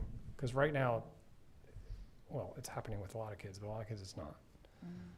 So, Well, I think that a lot of good is happening, and I think that everyone wants results in front of them. But I having had kids go through this school district, the work you put in, you will get out, and you have all the skills to manage things in life. And so, I think people need to pause and appreciate the connections. And there's a definitely. lot of it's effective. And we're looking at some major systems change that take years to see the effects. I mean, it took an instant to cause the effect and years to see the correction of that. And so that's sort of where we are with it, is to say, we're trying these things and we hope, but there's no research out there, like you're saying, it's unprecedented, so we don't know Yeah. exactly what that next step is. So we're trying to be very, hold back on the funds to make sure if there is like suddenly this aha moment of, that's the ticket, that's what's gonna work, then we have at least some resources that we can redirect that way if that's what we need to do. But again, with the ongoing things, it's really, I don't wanna bring somebody on and then say, oh gosh, now we've gotta lay you off, Right. because we can't afford you next year, kind of thing, Yeah. so. Especially if it's an effective program, so. And I think next year, a lot of what's going on in the state and around the country will finally, settle itself, and we'll get to a point where everybody will say, okay, we're not going into a recession, or here it is, and now we have to respond. So it's just been such a weird couple, 3 years of just Waiting for uncertainty this. and not knowing, I know. Unsettled doesn't even say it, huh? yeah, right, so. And the wide multi-year that I give you, that has all of my assumptions in it, where I came up with the numbers and changed them, and the things that were eliminated in the out years, Mhm. so you can Read see those. that. The other thing that helped us a lot this year was our health insurance actually going down a smidge, rather than, Which was voted by the Staywell. We don't Yeah. really have, we have one vote. we actually have Yep. 3 votes. We have 3 Well, votes, we okay. should have 3 votes. We actually only had 1 last year, Yeah. but. And PERS went down a little bit. Yeah, a fraction of a percent, yeah. It's unheard of. Yeah, that was a nice little Yeah, bonus too. crazy. And actually, our workers' comp went down a little bit, Wow. so just, maybe $100,000, but Has insurance, little bit? building, property insurance gone up a lot? it actually hasn't escalated a lot, and a lot of that is because we are parts of very large JPAs. Oh, good. Our liability insurance is through NICSIG, Northern California Schools Insurance Group.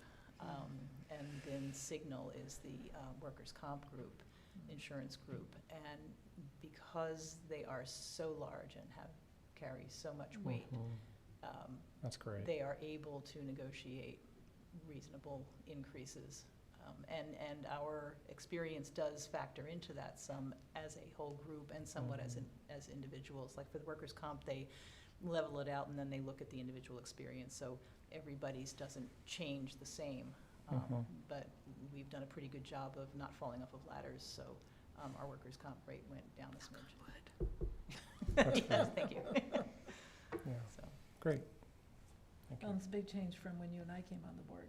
But that year, we were talking about all the cuts. What are we gonna cut? Mhm. Who are we gonna cut? That was not fun. This No. sounds much better.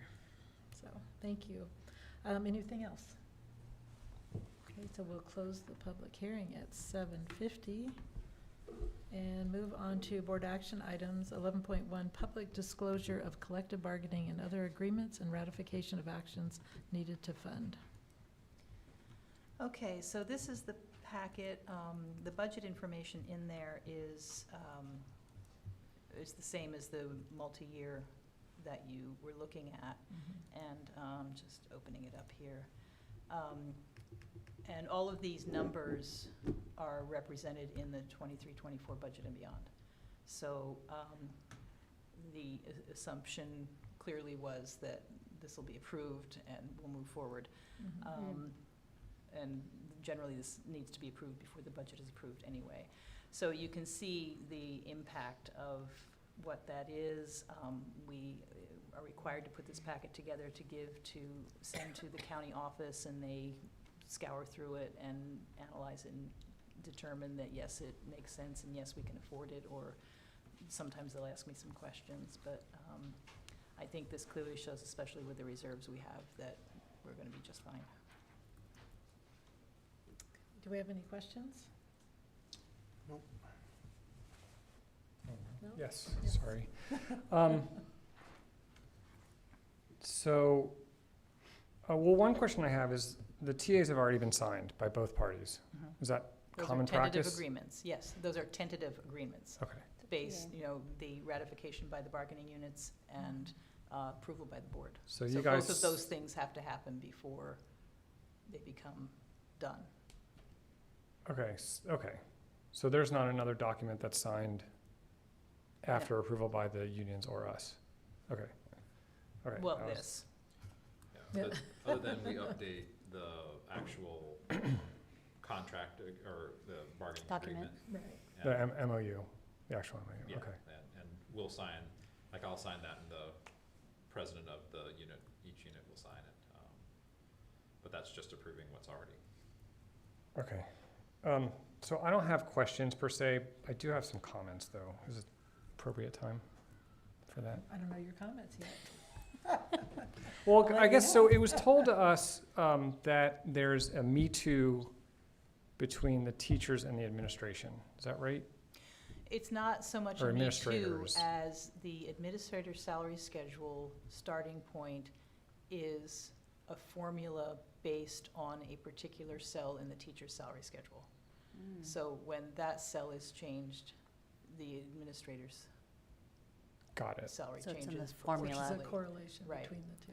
So if we were ever in the future to want to give teachers something and administrators something else, could we unhitch that cell or not? You could, Okay, By, just- through negotiations or, well, technically, They're not- administrators yeah, are aren't part not- of the bargaining unit, so they don't negotiate.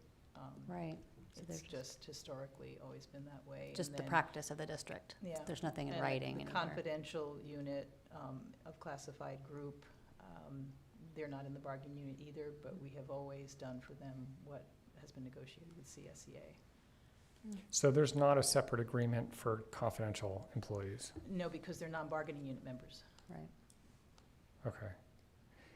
Is that common practice in, because Yes. I'm coming from my own other public agency Yeah. where confidential employees they don't have an MOU, but they have a resolution that every year Yeah, defines. no, the schedules that are, and again, I apologize for not labeling the schedules, but teachers, counselors, psychologists, speech language pathologists, and special ed teachers are all part of the bargaining unit, the DTA bargaining unit, District Teachers Association. The classified bargaining unit is almost all of the classified employees, other than the confidential that work in the office, the 3 IT techs. Who else is in there? The managers. There are a couple of managers, the transportation manager, the preschool manager, and who else is not in there? So they're not in any bargaining, they're unrepresented group is what they called. Right, And the same with the certificated administrators. They are an unrepresented group. okay. And other school districts don't do resolutions for those groups? They're just, Every school district does differently, I Okay. think, handles them differently. okay, Yeah, I was gonna say, I've seen it both ways. both ways. It just seems like it clears things up. You have, that where there's something that shows every employee besides a salary chart, where something's changing, whether it's a salary or something else. Makes But- sense, yeah. Future, That'd we be can talk a about great that in the topic future. at a workshop. It would be, thank you. Yes. So Jot that down. I think, I think raises are great. I think everyone deserves a raise. The 6%, however, I think you came up with that, or at least I was told, was to bring the base of the, When I looked at the CSEA yeah, to bring it up to schedule, $18 an I hour. I Right. wanted that, I looked at that and said, what would it take to get that to there? And it was 6%, and that keeps us, competitive with McDonald's and Yes, everybody else. So, yes. that's where we came up with Okay. that. So I guess my comment is this process still bothers me. It bothers me, and I'm not suggesting I or any other board member ever sit in on negotiations. I think as a board member, I'll speak for myself. As a board member, I feel like I miss out on an opportunity every year to look at options for the following year or years that negotiations can bring. How it's worked is we're brought, this is what we're thinking, this is what they want, and that's pretty much the extent of the conversation. We'll get a report, negotiations went well, they didn't go well, or whatever happened. And I guess I'm still wanting that opportunity to say, for example, this year, hey, we're thinking of doing 6%. This is how much money it would take. Is there anything else you guys, are there any thoughts or anything else you guys would think that you might want to do? Like if I had the opportunity to have a conversation 6 months ago with the notion, hey, we want to bring the lowest minimum wage in the district to $18 an hour, and it takes 6%. I think, my comment would have been like, great, let's eliminate 1 or 2 steps and let's bring it to $19. I mean, $18 is nothing. It's horrible, right? It's just what reality is and what we have to work with. And I think giving the entire district a 6% raise to bring one group to $18 an hour, it would have been nice to have opportunity to think about, are these the best use of these funds? Because last year whoever got 5%, mid-year they got 6.25%, now they're getting another 6%. Everyone deserves a raise, it's not my point. I wish we could give 40% raises. I do. I mean, I think the work that's done is really difficult, especially now. I mean, teachers are being asked to be counselors and counselors are being asked to whatever. It's very difficult.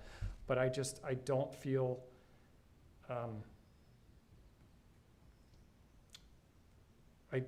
like this is the best use of these funds for right now. And we have tried over the years to discuss the idea of restructuring salary schedules. Yeah. And it Impossible. doesn't It's go well. complicated. It's impossible. Yeah, it's complicated. next to impossible. I wouldn't say it's impossible. It's next to impossible. Right.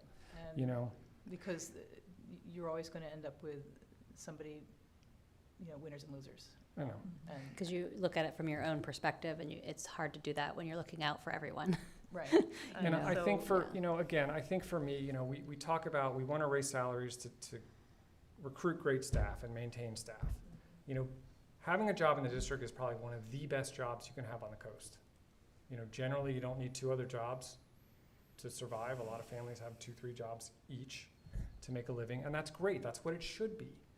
But I think, I'd love to talk about other ways to bring great staff. Like I know there's a counselor position open in a school and someone needs to spend $35,000 to get certified, whatever. And it's maybe the district could have some sort of incentive program that maybe they paid for part of that, or maybe, we have to negotiate that.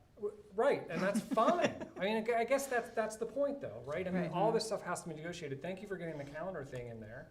So at least in the future, if winter break doesn't work well for families, we actually have the option to change it by a week or whatever. But housing, all these things, there's more than just a dollar amount that's gonna bring great staff. People are gonna work here mostly because of where it is. There's school districts all over, everywhere, right? And so if we, I know Ukiah got a huge raise this year, and that's great, or is getting a raise. I just think that we need to look at our unique situation. And I think as a board member, I'm just, again, asking for more conversation and more discussion earlier in the process. Thanks for listening. Okay, anyone else? No. Okay, may I have a motion? I move to approve the public disclosure of collective bargaining and other agreements and ratification of actions needed to fund. Thank you. And a second? Second. Okay, roll call, please.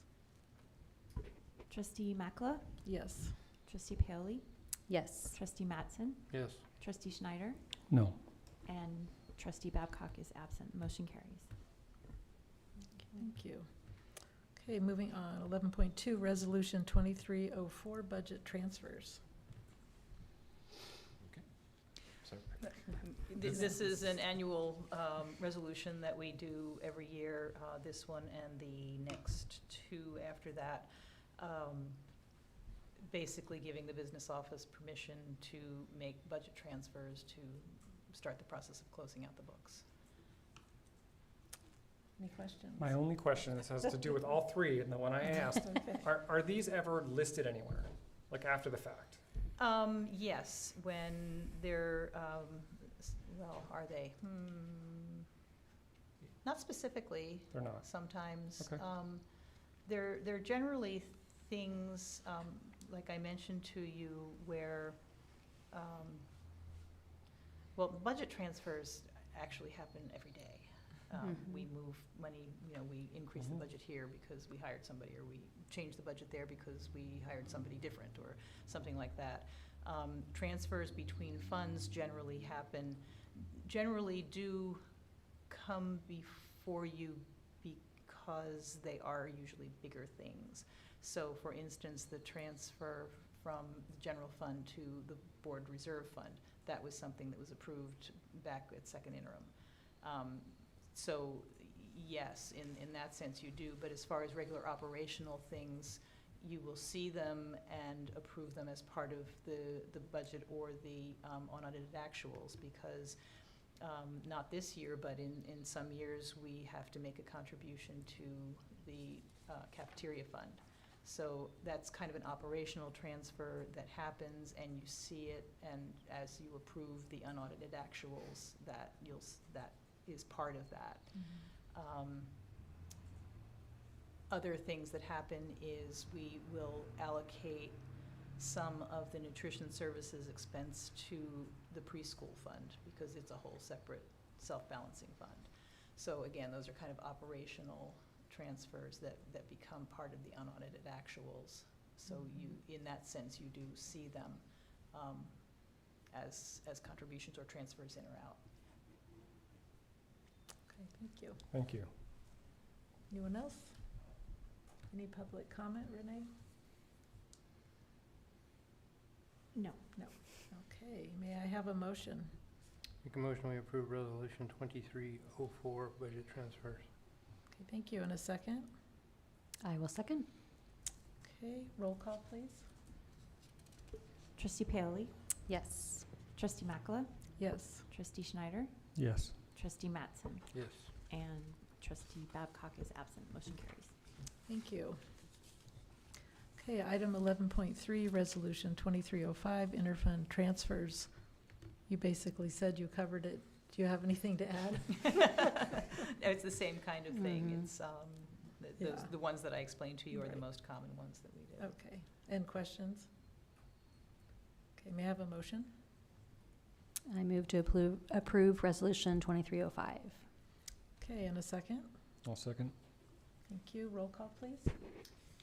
Trustee Mattson, Yes. Trustee Paoli, Yes. Trustee Makala, Yes. and Trustee Schneider. Yes. And the motion carries, and Trustee Babcock is absent. Okay, thank you. Item 11.4, Resolution 2306, interfund temporary cash transfers. Again, this is one we very seldom use, because we don't have any funds that like run out of money and need to borrow cash Mhm. from another fund, even though it's all sitting in the same account. So it's not something we commonly use, but if we needed to, we could. Okay. Questions? Okay, may I have a motion? I move to approve Resolution number 2306. Thank you. And a second? I'll second. Okay, roll call, please. Trustee Schneider, Yes. Trustee Mattson, Yes. Trustee Paoli, Yes. and Trustee Makala. Yes. And the motion carries with Trustee Babcock absent. Okay, thank you.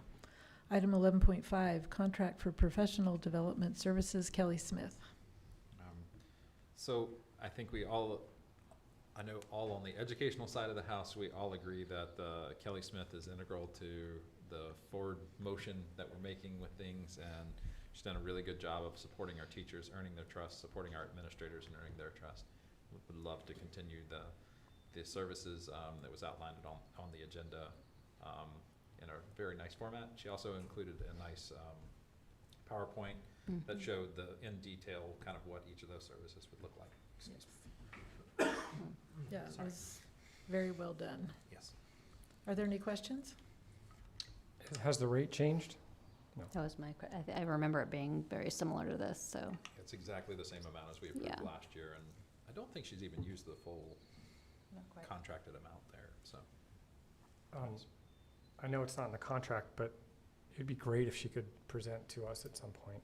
That For would sure. be Still nice, love, to yeah. like, even something like this, I mean, nothing crazy, but just to hear from her virtual. would be great. Right. Yeah, virtual, whatever, doesn't, yeah. She's Mhm. here enough, but, yeah. True. I think I asked her about tonight, and she wasn't available for some reason.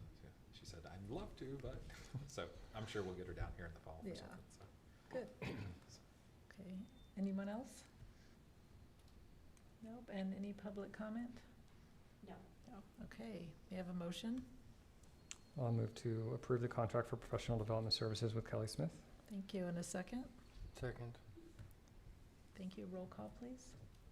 Trustee Mattson, Yes. trustee Schneider, Yes. trustee Makla, Yes, and trustee Paley. yes. And the motion carries. thank you. Item 11.6, job description, behavioral aid classified.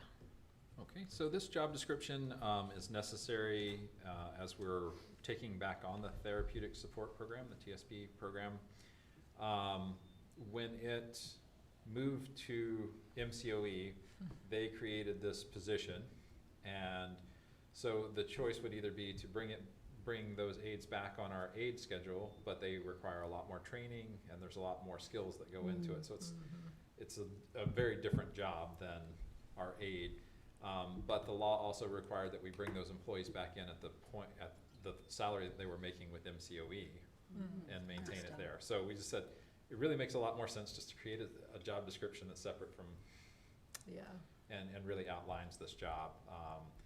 And so that we're bringing this forward as a recommendation to really keep the TSP classrooms functioning and moving Yeah. forward. and that is a tough job. It is. Do we have any questions? So the only question I have, so funding at MCOE changed, or how did that end up going back to us? Is that the SELPA group? They Yeah, Yes. we'll negotiated? get a slightly higher allocation because we're taking the program back. Okay. And they will also not be taking away some of the ADA money that they were taking because they were. So this isn't a surprise, there was a conversation amongst that group, and this Yeah, is we the s- best, We started conversation in October, maybe, around Okay. this, and the reality was that especially for us, it was really hard to get a response from folks who were in Ukiah about a behavioral incident that happened on the ground here. wow. And sometimes it was, we need you here, and they just weren't there to support, and so Because they were coming from over the hill? sometimes. Wow, um, okay, and- Or and not s- coming? Or not coming, okay. just depending on how that worked out. So But- in-house is much better. Yes, Yeah. it left our principals having to cover anyway, and we're like, but we don't really have the administrative authority to do the things that need to be done, and it becomes a frustrating situation, whereas when we run the program in-house, we have Control over it. control and resources to be able to work with it, so. Are you seeing that with other schools as well, or with the, The other districts agreed, yeah. yeah? Even in Ukiah, Mhm. they said, yeah, we'd rather run the program ourselves. Yeah, makes more sense. Anyone else? Who's our director of special programs? That's Carolyn Carolyn. Greeny. Okay, She'll be with us next week. okay, good. Yeah, she was out for a while. Yes. Yeah, then there's a SELPA director at the county office. So I thought it was asking. Okay, may I have a motion, please? I move to approve the proposed job description for behavioral aid. Thank you, and a second? I'll second. And roll call, please? Trustee Paley, Yes. trustee Schneider, Yes. trustee Makla, Yes, and trustee Mattson. Yes. And the motion carries. thank you. Okay, item 11.7, employee conference workshop attendance requests. Okay, so our incoming alternative education principal would like to attend the Big Picture Learning Conference in Missouri in July, along with Gary Lewis will be going. the nice part is we had an existing credit with this organization, so the cost is actually going to be pretty low for the amount of everything they're getting Yeah. out of the deal. So it's Yeah. they get, and it's really lovely that they do booking of the flight and the hotel, and they just take care of the whole thing. So it's nice Nice. that it's not, because we think, oh, the registration's only X, a couple $100, but then you add all those other expenses Right. on, so we get to see the whole picture. And it wasn't very much that we had to put out that. No. Because weren't you gonna go and then you had to cancel, and was that this one? Well, no, big picture is, this is Big Bang, and it happens Oh. every year, so it's where all the big picture schools get together, and so it's a great place for, Kristen to meet Isaac and Lauren and have Mhm. time with Gary. Great. Do we have any, oh, and then we have another one. And then the other one is for Emily McPhail would like to attend the Deeper Learning Arts Conference in Minnesota in October. And that really ties in with a lot of the support that she provides on the Alt-Ed campus to our students. Mhm.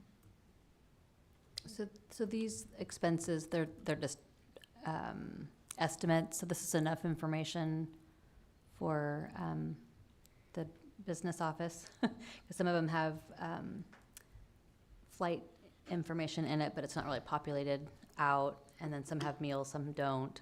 So this, the receipts, Yeah, It's- and this is also coming from the CSI funding, which we have traditionally not fully expended, because it's just, there's only so Yep. far that you can go right, gotcha. with all the things that we're doing, and we're trying to stay true to what the plan is, Yeah, so. well, this is a perfect use for it. Mhm. I'd go to Australia, but. Australia? I'm sure they have a great event there. You can figure out how to. On the second one, I just want to clarify, is it $1,000 flight, or is that the total $1,000 plus the flight? Hold on, let me get down there.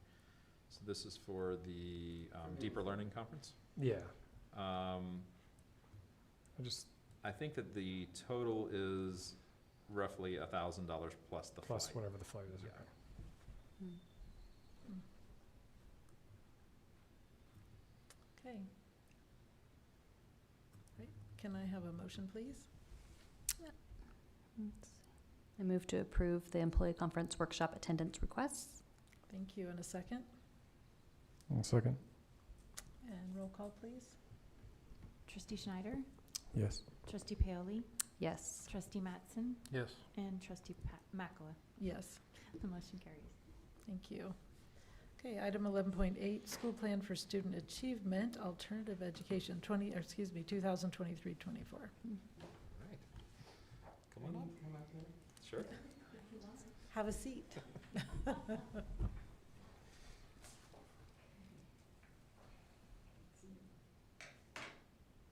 I leave this down? It was causing feedback with Wendy's, so we put it in timeout. Okay.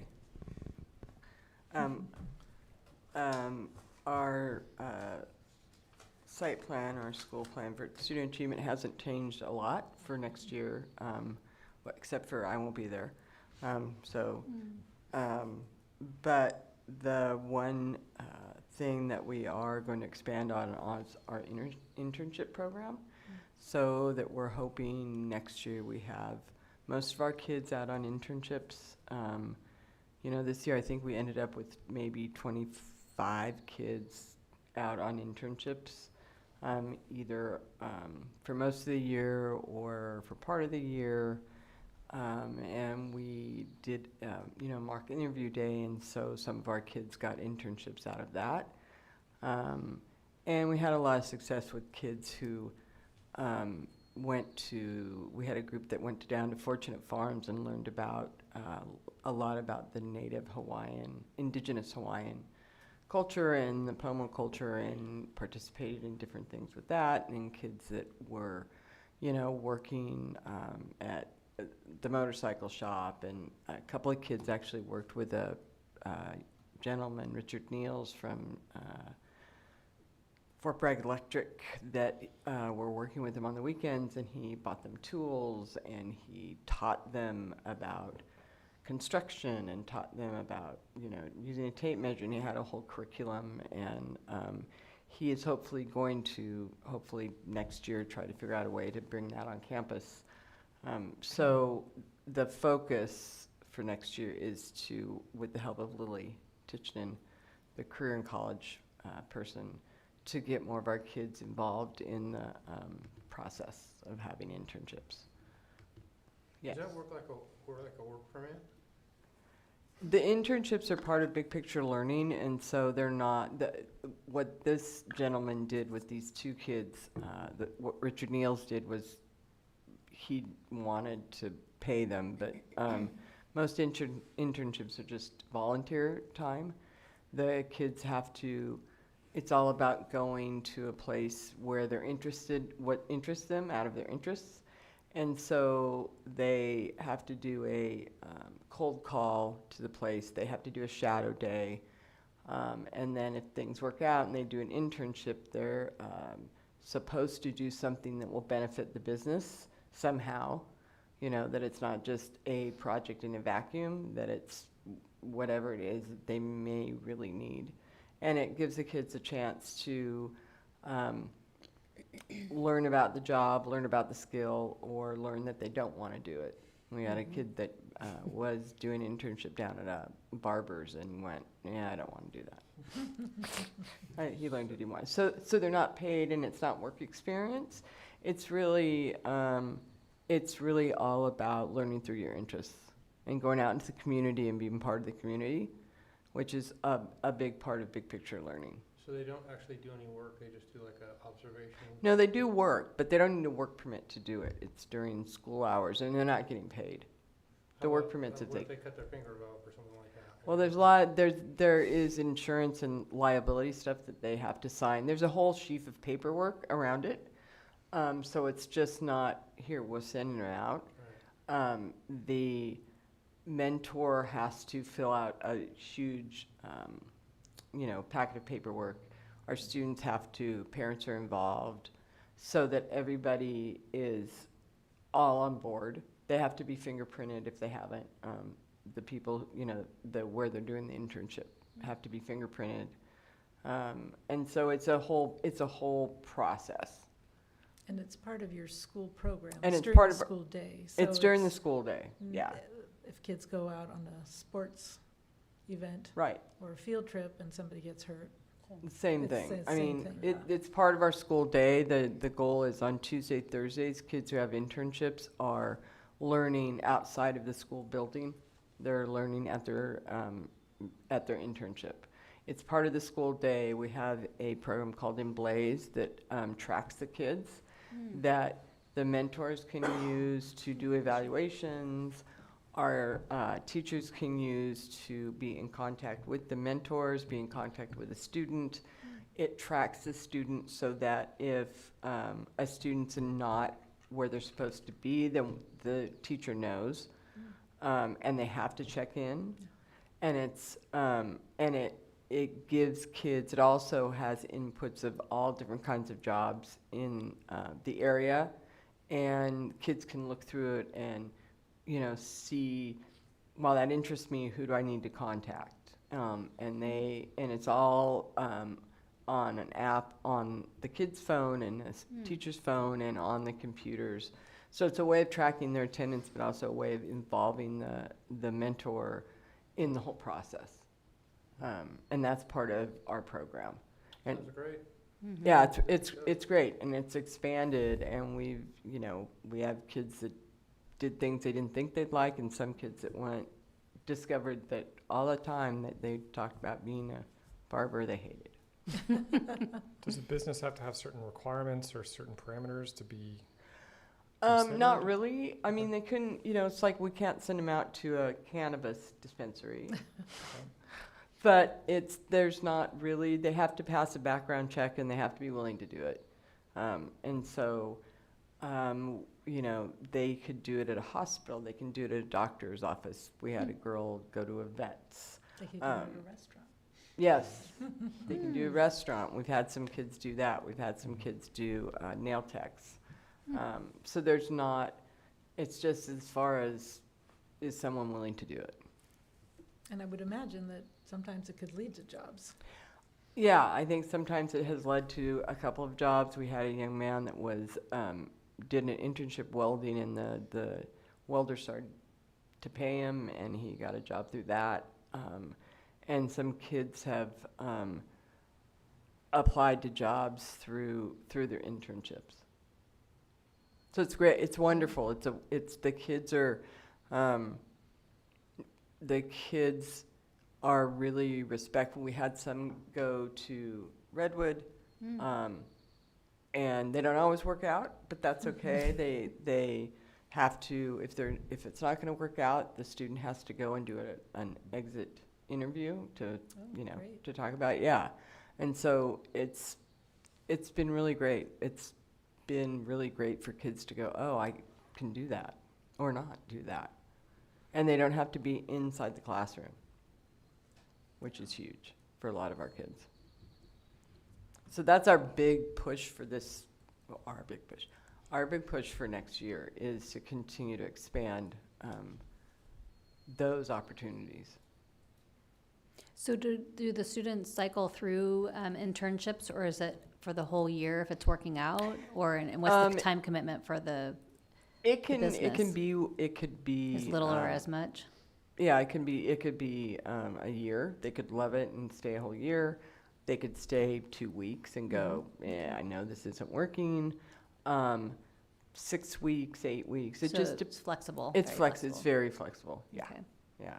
So I didn't know if the program had where you need to commit to X amount of weeks to say, doesn't really.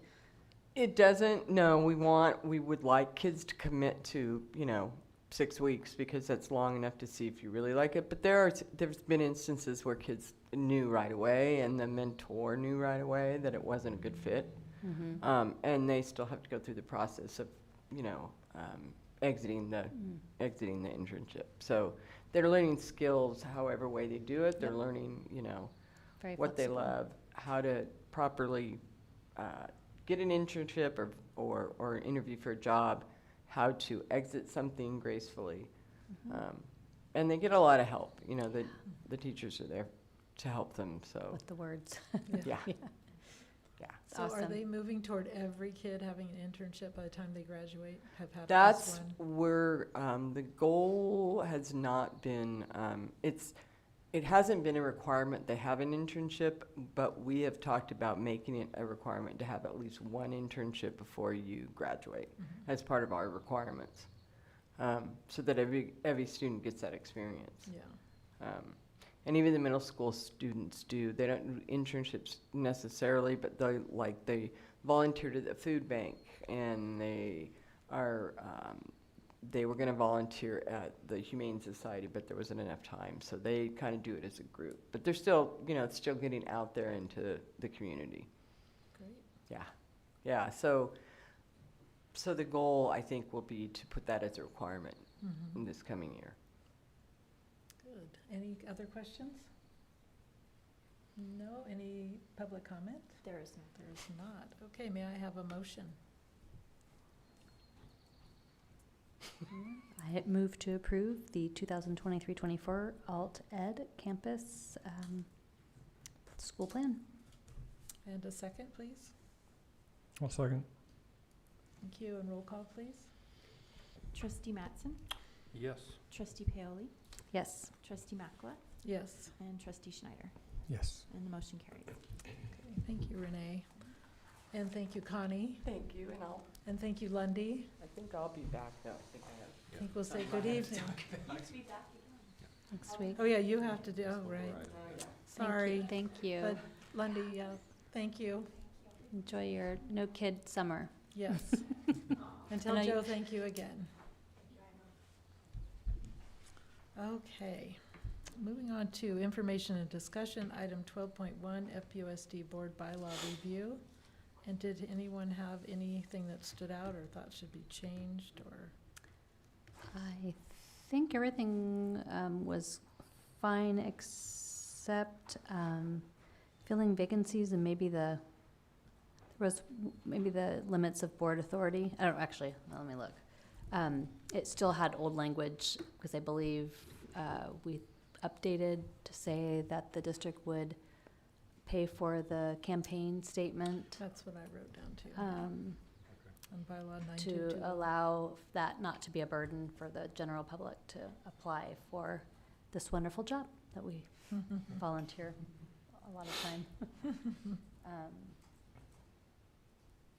think it was, and there was another, let's see. Elections and filling vacancies. Mm-hmm. Okay. Yeah. And then I think the only other, I remember thinking, it says that when you have a new board member, that they'll be provided with the Brown Act.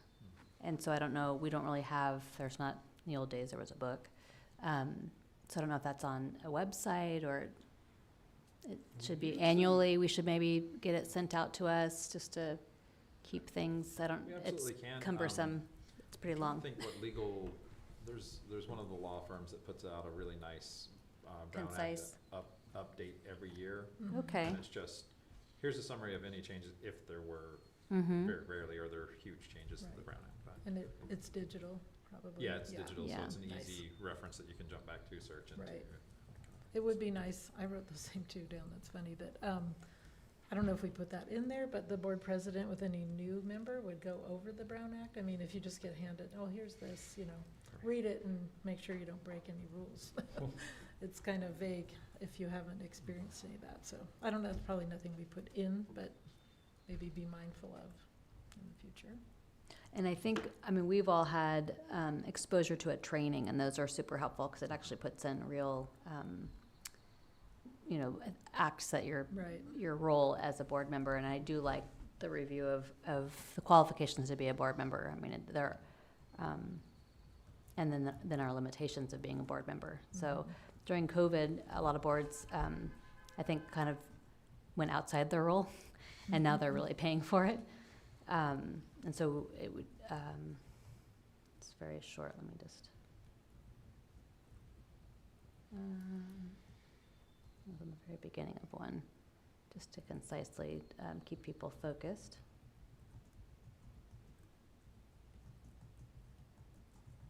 Okay, I can't find it. Okay. The Board of Trustees recognizes that the board is the unit of authority over the district and that a board member has no individual authority. Board members shall hold the education of students above any partisan principle, group interest, or personal interest. So that concisely says what our focus is. So just wanted to remind it. Yes. So thanks for having us do our BB review. Due diligence, yes. Okay, anything else? No? Okay. Move on to Connie again at 12.2, adult education graduation requirements. Putting you through your paces for this last time. I know, my very last time. So I know that at the last board meeting, there were some questions about this proposal that we had. So I'd just like to clarify some things. So we have changed the math requirement and from 20 of regular math and 10 of algebra to 10 of math and 10 of algebra. So I know there was questions about being concerned about what kind of math was going to be offered. So what Becca does is offer consumer math. So it's all, the algebra she does, but the other 10 credits would be all consumer math. So it would be financial literacy, financial survival, how to, all those things that come with consumer math. Because there's such a wide variety of ages that go to adult school, and some of the younger people don't know it, and some of the older don't either, and they don't necessarily need, how to add and subtract, but they do need how to do percentages and how to be, move around in the world. So that would be what she would do, because she does that now. That's her emphasis on it. And the rest of it is the health, sometimes for adults. God, sorry, I'm one of those older people.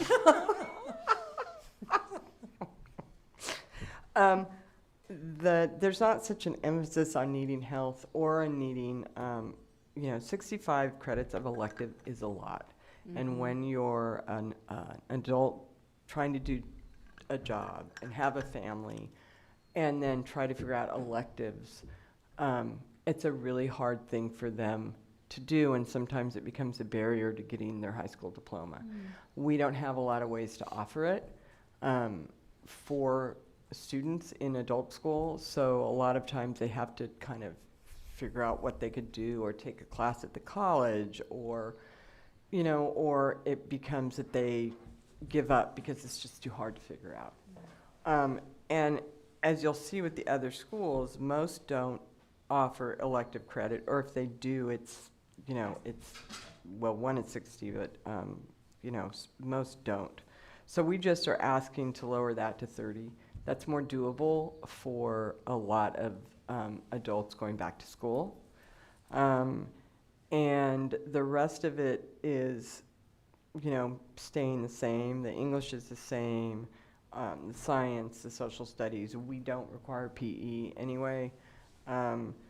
I think 150 is way doable for a lot of adults who, when they hear it's 200, get overwhelmed by the idea. Some quit school in 10th grade, and so that's a long haul to go and to try to do it at night and to try to do it whenever they can around the rest of life. So that's why we came to this, this decision to want to change it.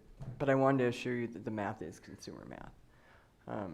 And was that reduced, was it just 20 units? Or It was what we had originally, it was 20 units of math and 10 units of algebra. Oh, That are okay, two so separate things. So so we're just- not getting rid of the algebra, But just the 10 units? but so just it's- 10 units of okay. the math. So 20. So it's not as daunting. Algebra in and of itself is really daunting for them, and so Becca does a lot of in-class, group teaching around algebra. Would it help just to do, and I don't know, 20 of math that includes algebra, or is it required to have 10 of algebra separately? It's required to have algebra by the state, and so we've kept that. But if we reduce it down to 10 of algebra and then only 10 of another math, it's more doable than looking at 30 Yeah. credits Yeah. essentially of math. And math is, if you haven't been in school in a while, or math is daunting. Even if you have been in school. Yes, it is. Yeah. Yes. Yes, thank you, it is. And the same with electives. I mean, 65 looks daunting to a lot of people that are going, where am I supposed to fit that into the rest of life? And so an adult coming in, regardless if they dropped out as a 10th grader or 11th grader, they have to do all of it. They don't get credits from No, their, they did they actually? They get credits for when we get their transcript from wherever they went to school. Okay, so they do get, so they So don't they have get, 100. so they have They don't that. start over. But a lot of times what they're missing is the math. and science. That's a huge one. And sometimes electives, but a lot of times it's math. A lot of times it's math and some of the core, because it's, whatever happened in their life, that's the big chunk.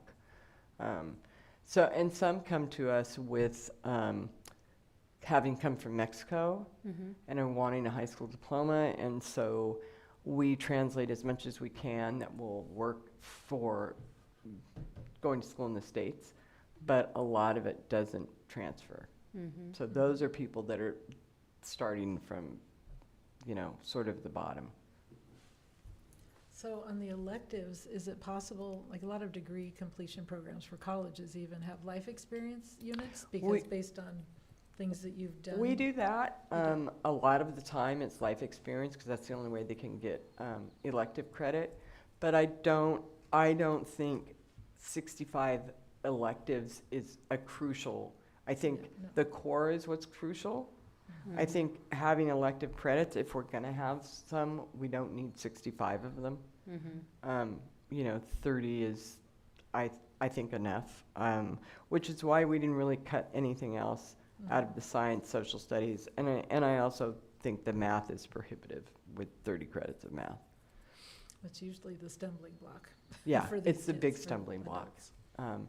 And electives are great. It's makes them well-rounded, but they're well-rounded. Most Mhm. adults are, you know, have a life experience, so. Yeah. Yeah, I think the big beef was the math. I think Mhm. that the board seemed to not really have any issues with the reduction of electives, but the math, they really, seems like. When we talked a lot about consumer math. So Right. that's nice to hear that's what you're doing. Yeah, and Becca's been doing that because that's what she finds they need the most. Right, so, yeah. You know. And the- we'll use. And will use the most, exactly. Mhm. So that's the rationale. Great. Any other questions, comments? Thank you. So You're if we- excused now. So if we were to decide to move forward, this is actually part of board policy, so we would follow a policy revision process to move forward with that. So we'd have to do a first reading, second reading. Okay, So we have a time to. so is that something we'll start in the fall then? Or can we start it, We can start it. start next week? No. I don't know, do you think we can get it? It'd be great if this could start, if you agree to it, to start being able to utilize it in the fall. In August. I think we could get something together for next week for the first reading, and For the then first read, yeah. we can bring the next one back in August, our Okay. first meeting, and So then should be they, okay. yeah, they basically, that'll give us Start plenty of moving. time to think about it right, mull it over. over the break there. So, Great, Mm. okay. Thank you, Connie. Well, thank you for all the years. And thank you for all the years. Okay, moving on to board reports, 13.1. Yes, you're dismissed.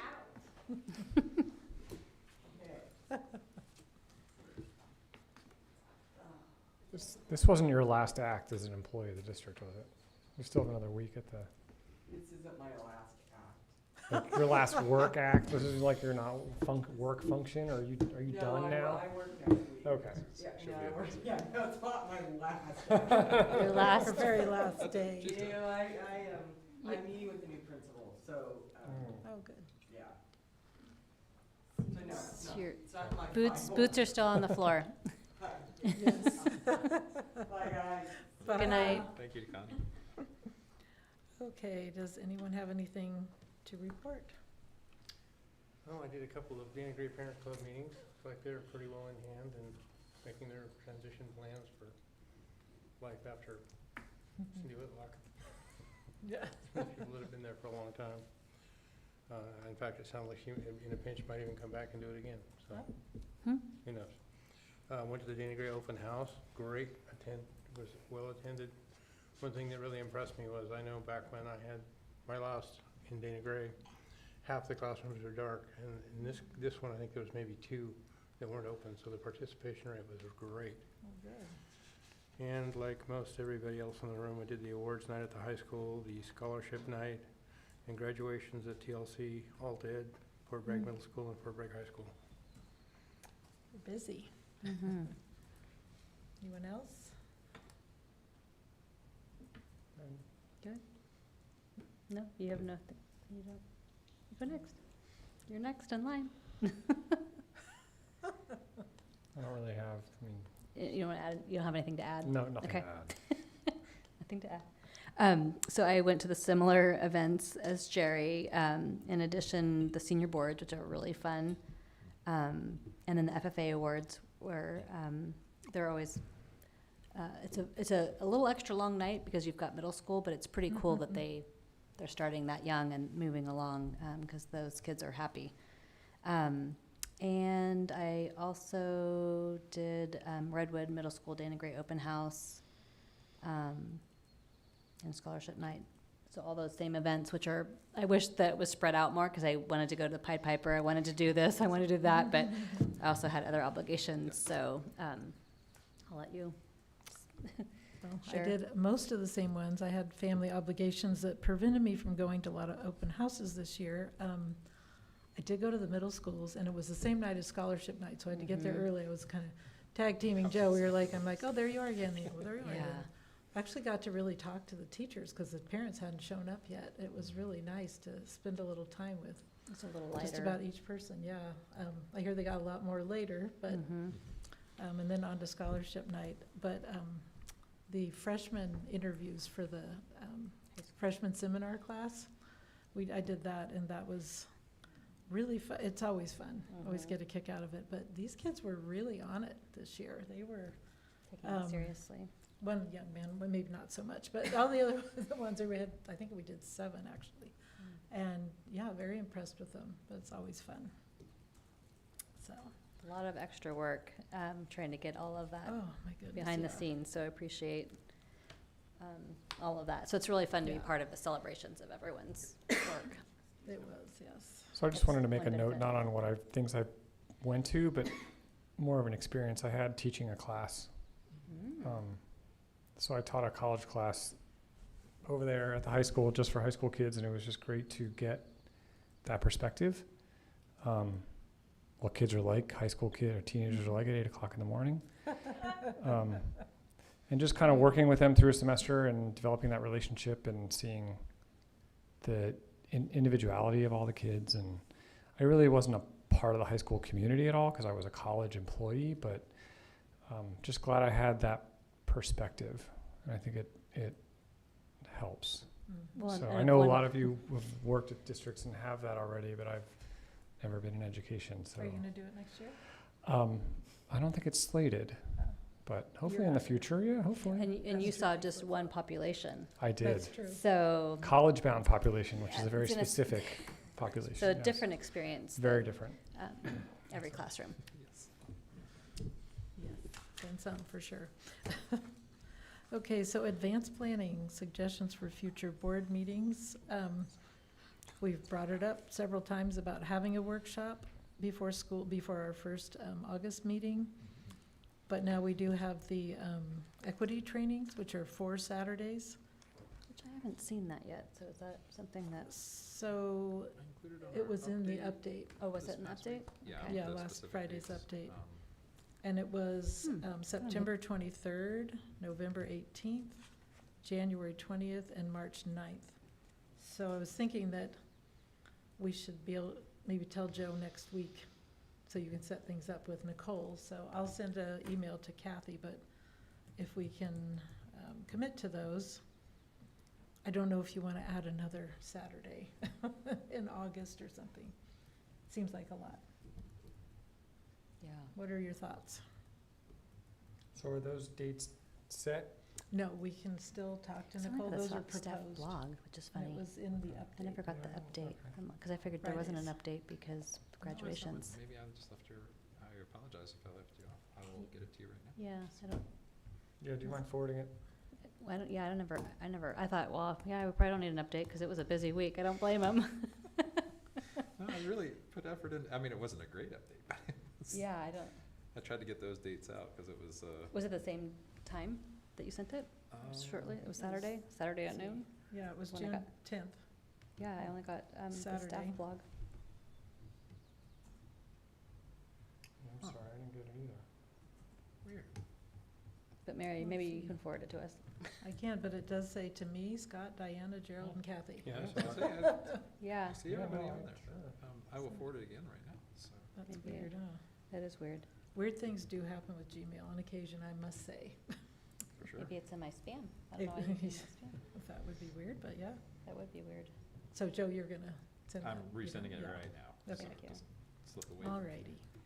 So then, yeah, mull that over, look at your calendars, and then if we can let Joe know next week, then you can be in touch with Nicole to set that up. And so, shall we just not do an August workshop? I don't know what was on the topics. We were talking about reviewing the book, but also setting priorities, but we usually do that in January anyway, so Mhm. I would propose we not do that this time. And I would also add that part of what Nicole and I talked about doing was having the workbook part of Oh. the governance core as a part of what we'll be doing on Oh, great. part of those days on those So we'll Saturdays. cover So those it'll cover anyway. that. Mm. throughout those Okay. workshops. And you were gonna, also, there was a book on equity you were gonna, Yes, so we've got those ordered. I'm not sure when they're coming, but okay. we've got them ordered. Summer We'll- reading, maybe. Yes. Okay. The last thing was about the CSBA conference. We can register later, but reserving rooms would be important soon. And that is November 30th through December 2nd. And Scott's got an amazing deal on some rooms for us at a nice hotel. So we need to make a decision. Yeah. Are you thinking to go, Jerry? I know we talked about all of us going. You're maybe. I suspect we should all go. I think it would, I mean, we've said that more than once. I think it would be good to go as a team. So. Never happened before. And to know you have her in shuttle and takes. Yeah, there you go. I'll forward you the confirmation. Okay, It What starts was, on the 29th, because I think who the was conference shuttling? starts early on the 30th. I believe so. Yeah, Yeah. so that would make sense. Thank you. So then we need to talk about also if we're getting individual rooms or sharing. So let Joe or I know. Okay. And if you don't hear by next week, I'll ask everybody again. Okay. Well, So I won't be here next Thursday, so those dates, every date but the November date, I think works. and I did Okay. get this. Remember the pictures. Gotcha, okay. So the November 18th. 18th. So that won't work, okay. It's the only questionable date. Oh, maybe, The other three are fine, so if that's the one that works. okay. We usually celebrate Thanksgiving early because of, I was My wondering if there work? wouldn't be Yes, yeah. conflicts there, so, okay. so after is always great, but, yeah. Okay. But then it's getting close to the conference. Mhm.